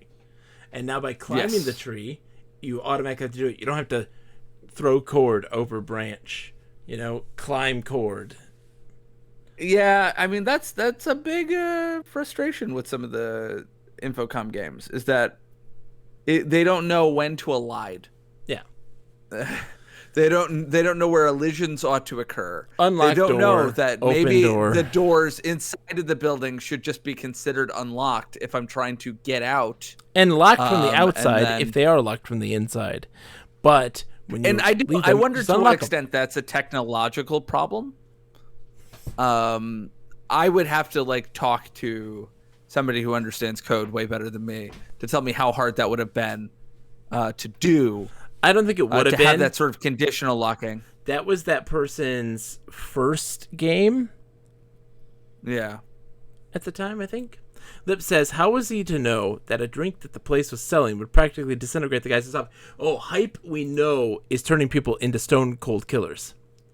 Yeah, it already happened to Jenny. Yes, Jenny tried to kill this particular Lewis before jumping out of the window. She was the lead singer of the band.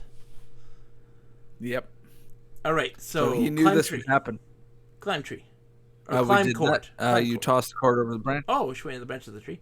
Climb or go in window. Enter window. As a player know this. The character as well knows this. Yes. Yes. So you carefully crawl through the open window, managing to get your feet stuck on the sill in the process. You tumble into the room on the other side. That one girl's bedroom. I like that he refers to her as that one girl. Yeah. As if he doesn't know the girl that he was flirting with.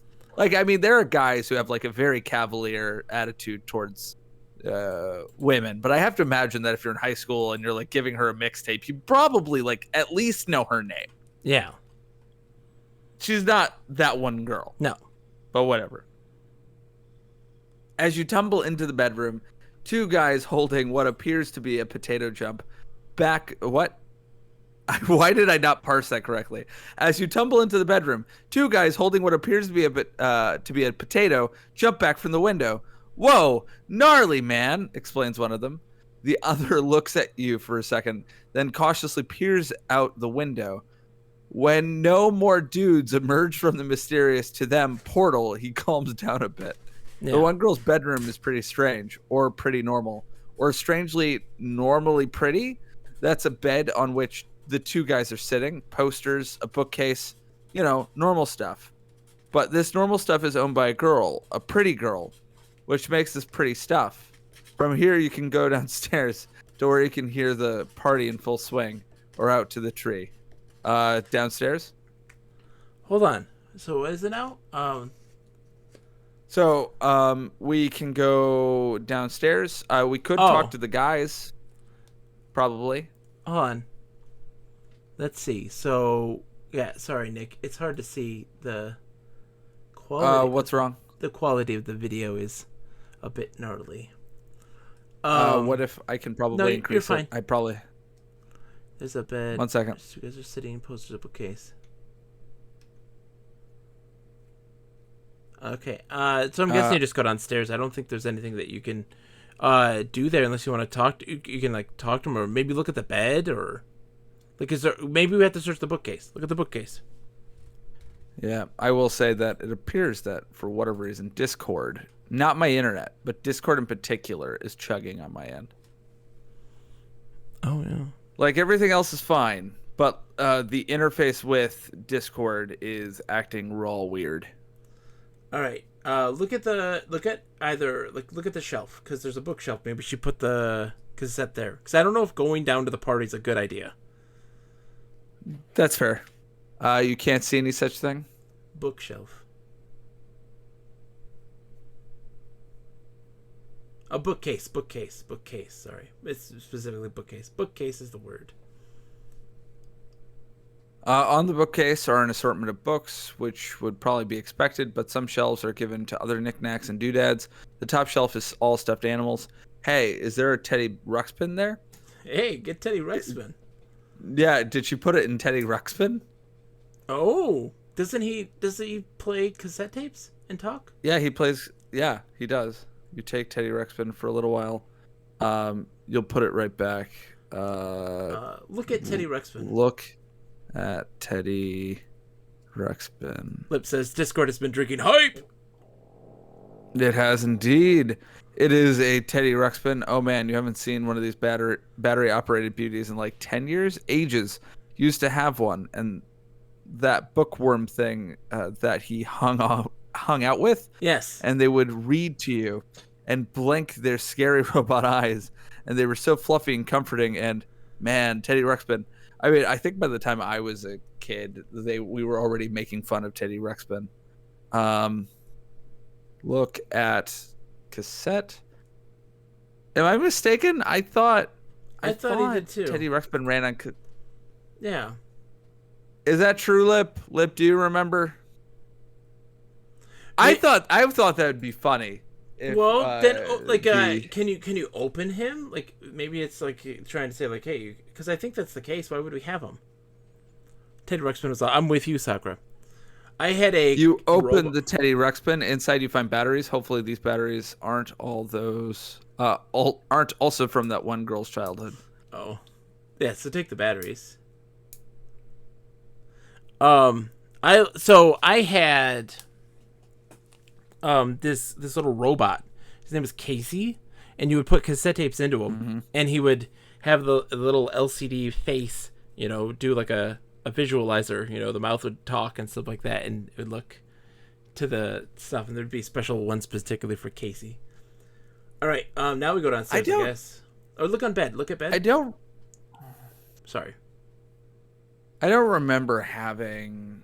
So like I had, toys where you would like grab like the hand or the paw of it, and it would have a button, and it would go through like a preset list of sounds, or songs, but I don't remember having such interactive toys. At some point, I got there was this series of blocks that had like a LCD.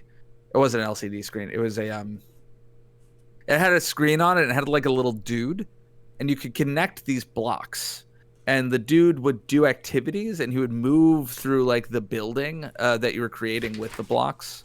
Yes. And he would fall on things. I don't remember what that toy was called. Yes. I just had it. Hi. Anyway, we look at bed. It provided a decent landing spot when you tumbled into the window. Now I know what you're thinking. There's nothing under the bed, despite everything in your experience telling you that Look under the must bed. be something under the bed. Look under the bed. What's under the bed? What's in the box? What's in the box? Nothing. Violating the unwritten rules of dramatic irony and meta expectations. That's pretty fucking great. I like that. Downstairs then, or do we want to talk to the dudes? Alfie, nice. Go downstairs or talk to the dudes. Yeah, talk to the dudes. Talk to dudes. Talk to the The guys. guys stare at you, open mouthed, eyes glazed. Whoa. They're says so one. high right now. Whoa, says the other. What is the potato shaped thing? It's a bong. Is it a It's a bong? bong. Yeah. They made Okay. a bong. Out of it too. Out of a potato? You can do it out of an apple. I know. Stoners, man. Potato is a weird choice. Why? Because you're going to have potato flavored weed. I mean, weed already tastes pretty gross. I don't think you want to add potato on it. When did you Well, eat actually, weed, Nick? When did you eat weed, Nick? I mean, I've smoked weed, John. I don't think that this is You lived a harder life than I have, addiction. Nick. You've Hello, federal government. I have broken the law. I'm a cop. I'm just letting you know I'm a cop, Nick. I have violated your most precious of laws, where I took a plant that grows in nature and Marijuana cigarette. then then you made ingested a it. marijuana cigarette out of it, and then I also put it into a gravity bong, where you fill a glass vessel with the smoke, and then you force that glass vessel into the water. And because the water is non-compressible, the air then moves into your lungs very suddenly. The fact that you know so much about this is very concerning, Nick. I'm gonna have to reevaluate our friendship here. If it makes you feel better, weed causes migraines for me, so I can't really smoke it. Yay! Okay, so go downstairs. Right. I'm such a prude. I have to have Downstairs. total and uncontrollable or inexplicable amount of control over my own body and processes. I don't know if that makes you a prude. That just means you don't find fun in the thing that other people find fun. I don't mind other people. I am a pro marijuana person, but I am never going to take it in my life. No, but do you get what I'm saying? Like, I mean, that's like I don't know. That's like a gay guy or a gay lady not finding interest in heterosexual sex. That doesn't mean you're against it. No. You know, you're just not. It's not for you. There's nothing wrong with that. Let's see. Leave room. Leave room. Leave has been a pretty. Not without that tape. The band is Down. So I Type think down. this room might. I'm curious if this room. It is says just what focus it is a meant to good be. point. I should start drinking right now. Left, stop. I mean, knock that glass out of your hand. I mean, I finished all of my beer, sadly. Okay, we are downstairs now. Oh, okay. So down was the okay. Nodding your goodbyes to the guys on the bed who don't look up from their combined botany, fluid dynamics, pyrodynamic experiment.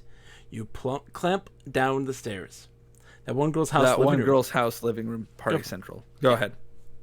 By all means. No, you I did do a it. lot of reading already, so Fine. my reader's broken.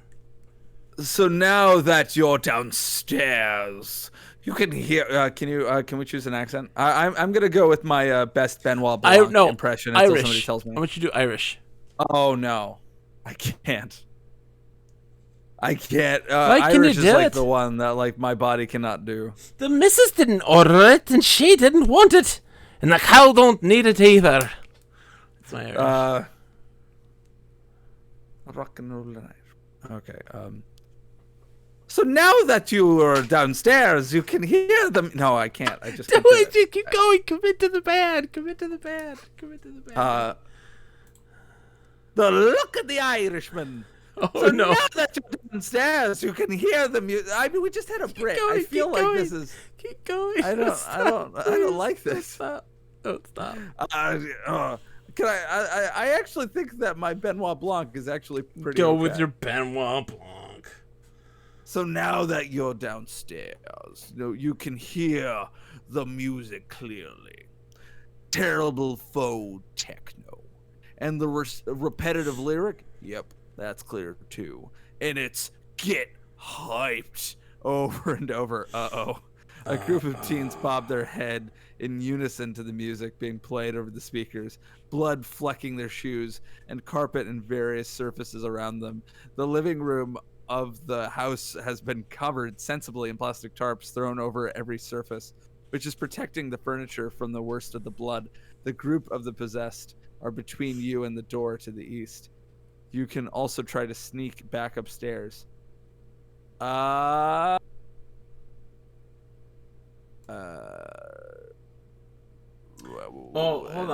hold on.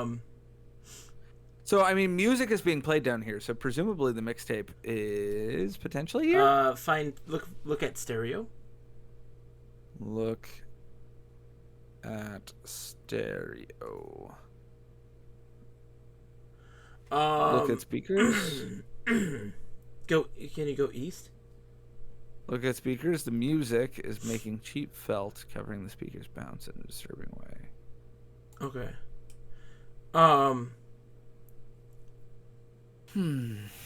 So can we go east? Try to do so. Okay. Okay.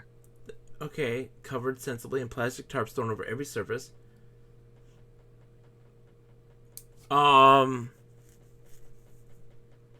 So there's. Hold on. Whoa. No, let me Gatling gun choices. Group of teens bob their head in unison to the. So we have to go east, right? The group of possessed are between you and the door to the east. Blood flecking. I think we need to pretend.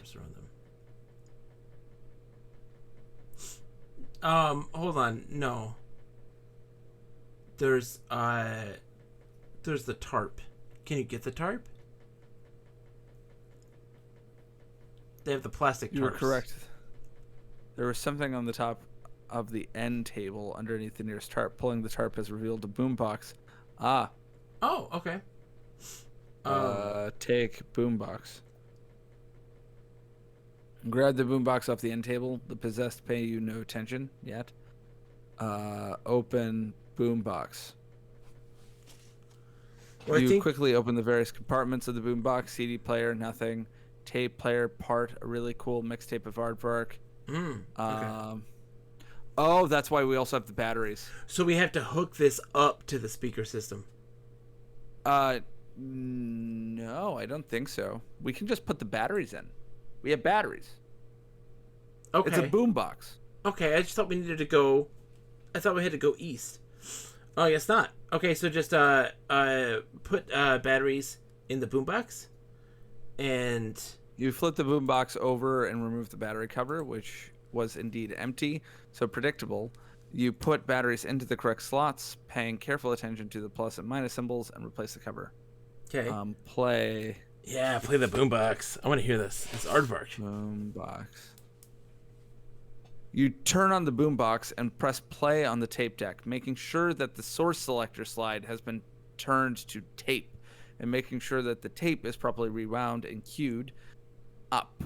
All these steps are obvious, of course, but imagine what would have happened if you tried just turning on boombox. I feel like this is a meta commentary. It is absolutely. This is like a very tongue-in-cheek dig at what the genre because often it's does. Like, I know that you want to play the tape. It's stupid to waste your time to be like, oh, it's not rewound. The people now look at you. It's like, oh, rewind the tape. Okay. Yeah. Without doing all those other steps, you would have attracted the attention of the possessed horde, and they would have torn you to pieces or forced a brain slug or whatever on you. Nevertheless, that doesn't happen, and the horde shrinks back from you as the opening chords of Aardvark's potential hit song, Solitary Astronaut, Fire from His Eyes, starts to play. You confidently stride out the door, boombox and demo tape in hand. By the way, you can't help but notice the tape was in that girl's boombox. She maybe listened to it once or twice. Nice. Even though it didn't have batteries. Now to get the band back together, attack the school and save the freaking day. Demonic possessed, beware. Oh, because in your selection that you also picked, by the way, you said demonic possessed instead of puppet masters. Yes, I did. So in the car on the way Oh, to save the freaking gotta start day. over and do Puppet Masters. Nope. Oh. Puppet Masters. You did it. You got the car. That is definitely the main thing that is going to save the day. And now you're driving the car. You've got Lewis riding shotgun, Amanda in the back seat, leaning forward in between you two, shouting over the roar of the engine, and maybe trying to avoid any of your brother's detritus. That's disgusting. Time to go kick some hypno fiend butt. Ew. If you only knew where they were. Yeah, John, what do you think that detritus must be? Amanda yells something, but it's too hard to hear her. Where are we going? We'll drive to somewhere to the school. Yeah, go to school.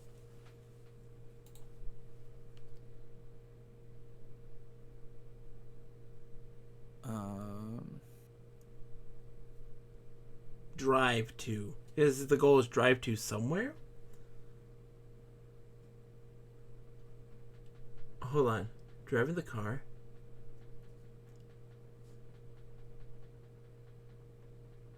Oh, listen to Amanda.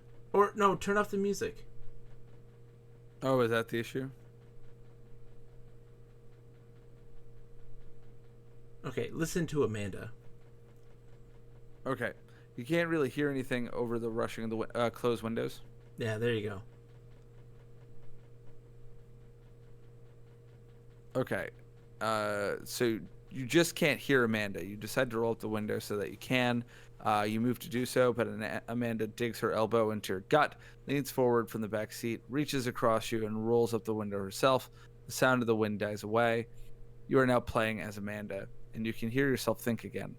What exactly do you think you're where exactly do you think you're going, Paul? You say. Mimic him, which is different than mock, for sure.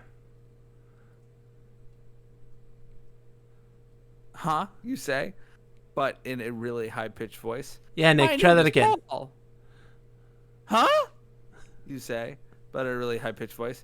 My name is Paul, and I forgot that we have to attack the school. I'm a huge doofus. Uh-huh, a big poo-poo doo-doo head, I would say. Or is he a doofus? Lewis suddenly chimes in.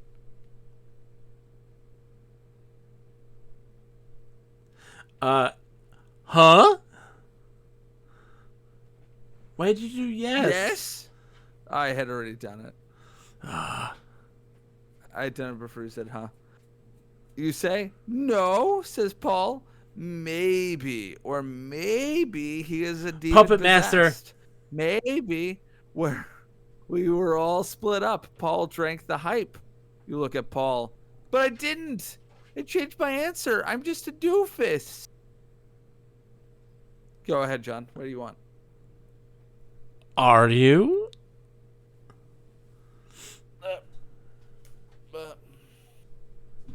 Are you? He asks. I am, he says. You try to stare deep into his eyes, trying to read his mind. But he's driving. That doesn't lend to eye contact. Are you?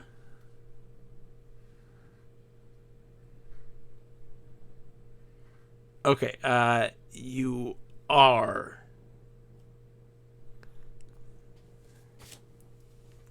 But you are, you ask. But are you? I am, he says. If only there were some way you could know for sure. You're not.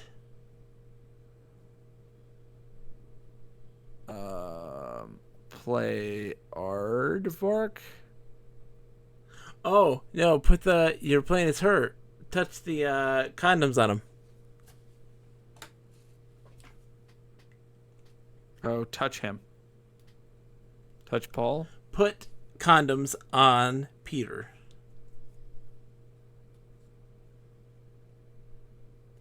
That sounds dirty. The latex things. Put latex things on Peter. Wait. 1 second. Only dialogue choices and switching are available at this point. We're only allowed to talk, John. Oh, play as Peter.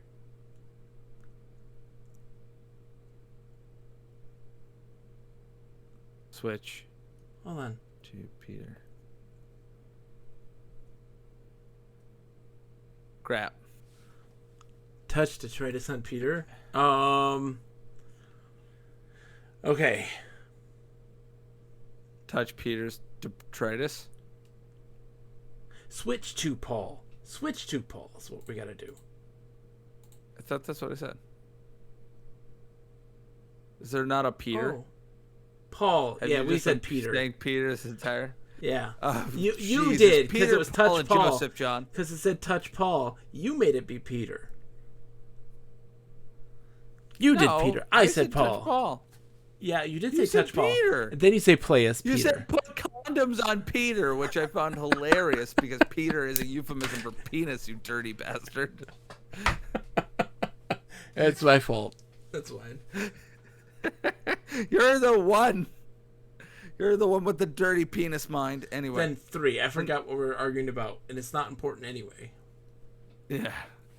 In the car on the way to save the freaking day. You're driving the car. You've got Lewis riding shotgun, Amanda in the back seat, leaning forward in between you two, shouting over the roar of the engine and maybe trying to avoid any of your brother's detritus. Time to go kick some hypno fiend butt. If only you knew where they were. Why won't Amanda believe you're an idiot that didn't know you were supposed to be attacking the school? She's about to ask you if you're a doofus again. Are you? 3. She asks. I 3. forgot what we're arguing about, and it's not important anyway. I'm gonna say 3. Yeah, that's the best choice, I think. You shout, "I'm heading toward the school now, okay? But why am I heading toward the school? That's where the infection started, all right? So that's where we're have to squash it. And how will we do that? Wait, what? No, I'm done. I quit. Let's say 1. Yeah, and how will we do that? Yeah. How will we do that? I mean, really, what exactly is your plan, dude? Dudette? Basically, well, I mean, dude is gender neutral. No, it's not. The dude abides. That's a man. Yeah, I mean, yeah, but the dude is gender neutral. Dude is not gender neutral. Dude Yeah, is an it's like ex. guy. No. In this instance guy. here, dude is masculine. If you were to use it as an exclamation, dude is gender neutral. It's just an exclamation. I think increasingly people use it as a gender neutral term. I think that's often the case with masculine person words, given that we typically assume that people are You would say that masculine. considering you're a man. No, I think that's just true of the English language, which is patriarchal and assumes that people are men. Puppet masters, Nick. Puppet masters. Puppet masters. Yes, and Dude when you think of can puppet be masters, gender do you neutral. think of ladies? Dude can be gender neutral. It is not always. You declare Yeah. it as a Californian. Yes. Anyways, continue, Nick. We have to beat this what game. was that? We have to continue this game. Basically, I wanna argue with about our dude. 3 simple steps. Step 1, get to the school and get their attention. We want all the zombie puppet thingies watching us. That makes sense. That doesn't make sense. How about That makes watching sense. you or watch? Yes. That makes sense. Yeah, so we get them all at once. Exactly. Step 2, we fend them off. With what? So we stall? How about that Lewis's job? How about that's Lewis's job? No. With what? We don't want to be considered dumb. That's where all these latex things come in. Step 3, we rock their world and blow their minds with the power of music. Literally. I want to say Literally? music, question mark. Music? I'm curious. Go for it. I'm wondering if there's like if you answer so many questions in like a weird way, you end up being murked by latex. Music, like the mixtape? Yes, the power of aardvark. Their minds are going to ooze out their ears. Is that really blowing though? Ew. What Is do you that really think, Lewis? blowing? Is that really blowing though? If it oozes? So earlier you said blowing and like now oozing. So I was more picturing like scanners than like porridge. Well, I'm sorry, but do you get it? Are we all on board? Yes, no, I get it. I'm on board. Lewis, are you on board? No, it says I get it. I'm not on board. I get it. I'm not on board. I'm on board, Nick. Let's be on board. Sure, get to the school, get their attention, fend off their attention, blow their minds, the power of rock and roll. Let's do it. Amanda laughs. Yeah, man, let's do it. We don't really have a choice. There's never a choice. Sometimes choices just look different, but they're really not. It feels like I'm being railroaded here. Lewis, do you have a choice? Lewis, do you I have a want to do choice? 4. Do 4 for this one. That's a good one. I'm curious as to why we. Because, keep like, what do getting you this. think, Lewis? Lewis, are you on board? Lewis, do is- you? What the hell? Lewis jolts in his seat. He chokes back a cough. He opened up the Yeah. hype. Can't even open it.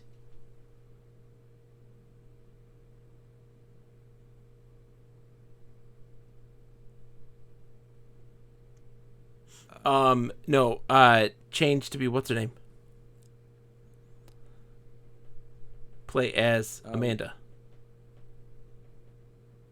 Or switch to Amanda, sorry, yeah. Not Amanda. Oh, okay. In the car on the way to save the freaking day. You did it. You got the tape. That is definitely the main thing that is going to save the day. You're riding shotgun, Paul driving, Amanda staring at you in horror from the back seat. Something was going on for sure. You can't quite remember what. Lots of sound in the car. It's distracting. How are you supposed to pay attention to the conversation when everyone keeps talking all at the same time? Talk to Paul? I was going to do Amanda.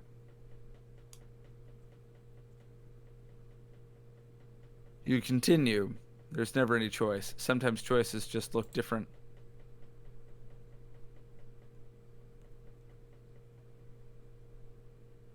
Well, maybe not you, but for me, for sure. I wonder what Lewis thinks about this. I'm confused. I thought I was Lewis. I am. Current character, Lewis. Oh, so, okay. Say there's never any choice.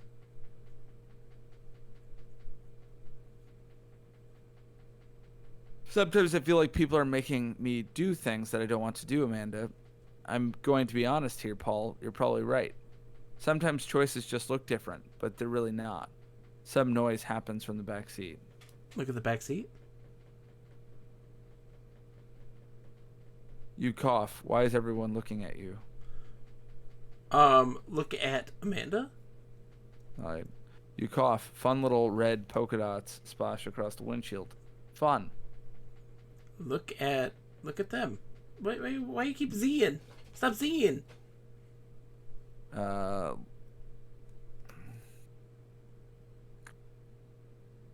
You lunge at Paul.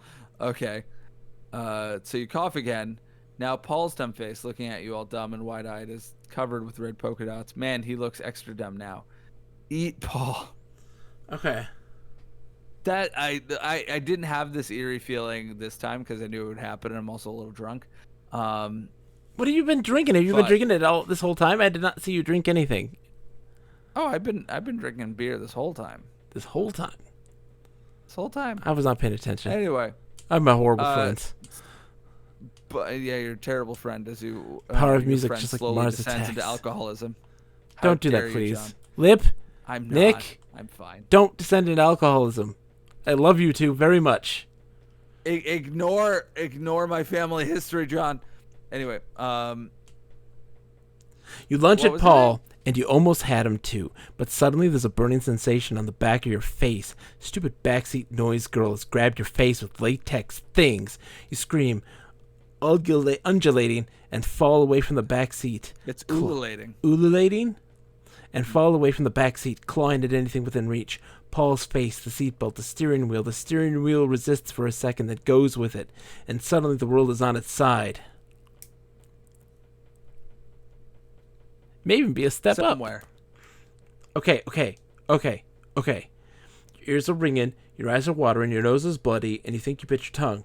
Okay, we're Amanda right now. Look.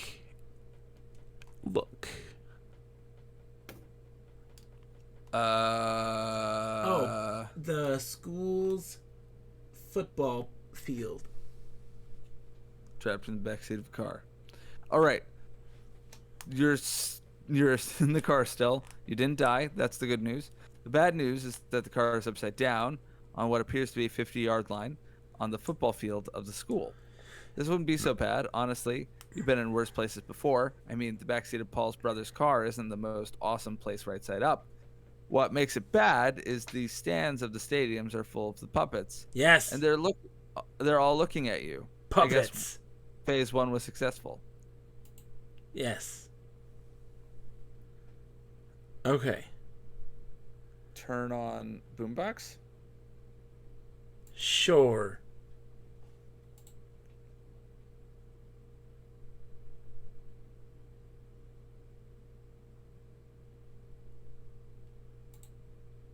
Huh. You can't do much of anything like that at the moment. Hanging upside down in the Look around or yell. Okay. So yell. Car's upside down. Yell.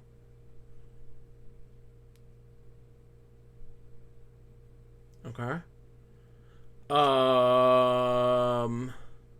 Oh no! So playing. So hold on.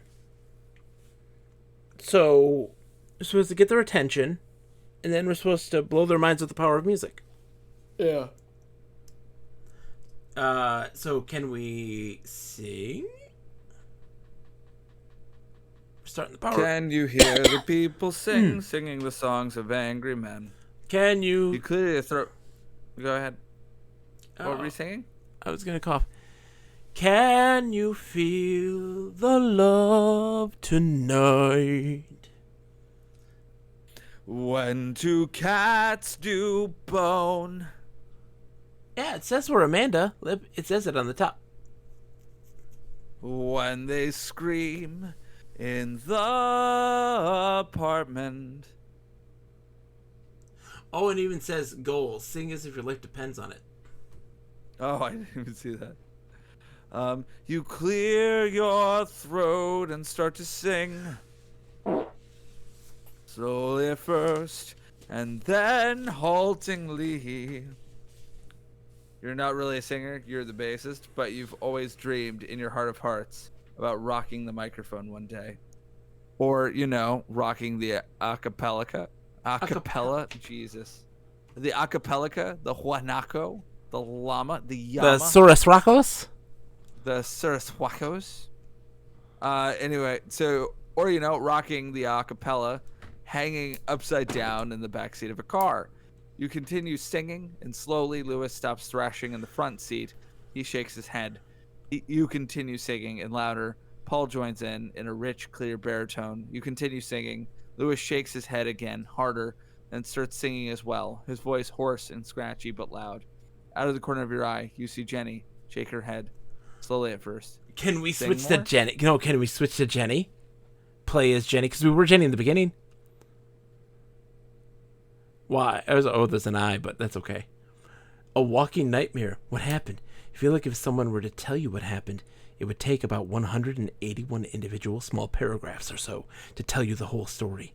Those hype idiot corporate shills are chanting together into a microphone in front of you, and the crowd is loving it. They would. Those idiots. In any case, you're temporarily in your right mind. There's Paul's brother's car, from which the faint a cappella tones of Aardvark's soon-to-be #1 hit, the hit song Anthem, are being sung. You feel like joining in. And look, there's a pile of guitars in front of you. And hey, you're a guitarist. Pick up guitars. Do you think there is exactly 181 individual small paragraphs? Yes. You grab a guitar, plug it in, incidentally cutting the corporate shill's mic, and you shred like your life depends on it. And it very well might. Good thing you rock. The shills drop to their knees, the crowd howls, the shills howl. Everyone violently expels alien parasites from their bodies. Lewis, Paul, and Amanda crawl from the car and start jamming along with you. You play and play and play. While you play, you wonder how many towns the hype shills have visited before yours. Looks like Aardvark is going on a tour. You have one Nice. for now. Oh, show the epilogue. Excellent. Epilogue. Epilogue. Give me that epilogue. I want to know how the cats fall. Hold on. That inside damn the brother. guests. That damn brother Go of ahead. yours interrupting your date, scaring off your companion, stealing your car. There's like a full can of Pringles in that car. This place is a complete mess. But there are probably Pringles here. Cast aside as if worthless is a tube of Pringles. Get those Pringles. We're currently Paul's brother. Go get some delicious Pringles. Time, Pringles time. You pick up a can of Pringles, pizza flavored, pizza. Yes. No. There's a lady on YouTube who she makes pizza in New York, and she pronounces it pizza. And I was just like, Pizza, pizza. like the Leaning Tower of. Yeah. She says pizza. Anyway, But it'll have you to do. start walking to the front of the store. Nobody's here, but you flip a buck at the remains of the counter on your way out. But wait, there's the clerk standing at the door. Where'd he come from? Drink hype? The clerk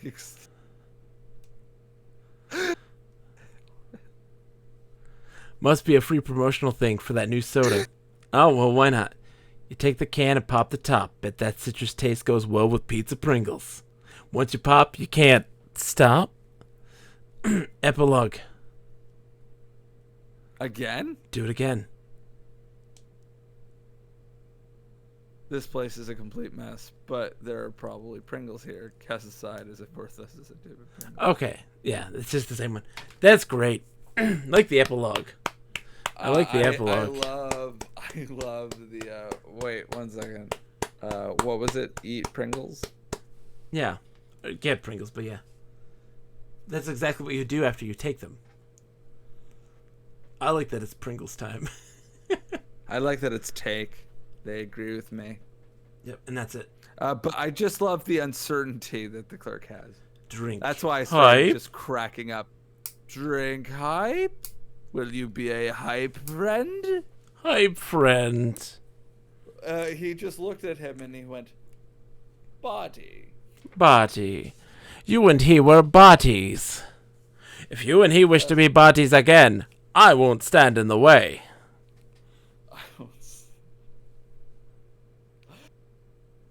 Nick, if you and I wish to be bodies again, I won't stand in the way. I mean, in fact, if you and I wish to be buddies again, you will actively participate in the consummation of our buddyship, John. What was it between you and that Renwick Castaver? All right. So, John, Nick, let's go to bed. We beat Yeah. 2. we beat 2. We have just more than we beat last time. We have 68 more to go. I mean, we've technically reviewed 4, We've reviewed 4, yeah. and there are a total of 70.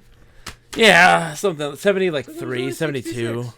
Also, we did finish the papal cat or the papal summon Someone's in the cat or church cat. Yeah.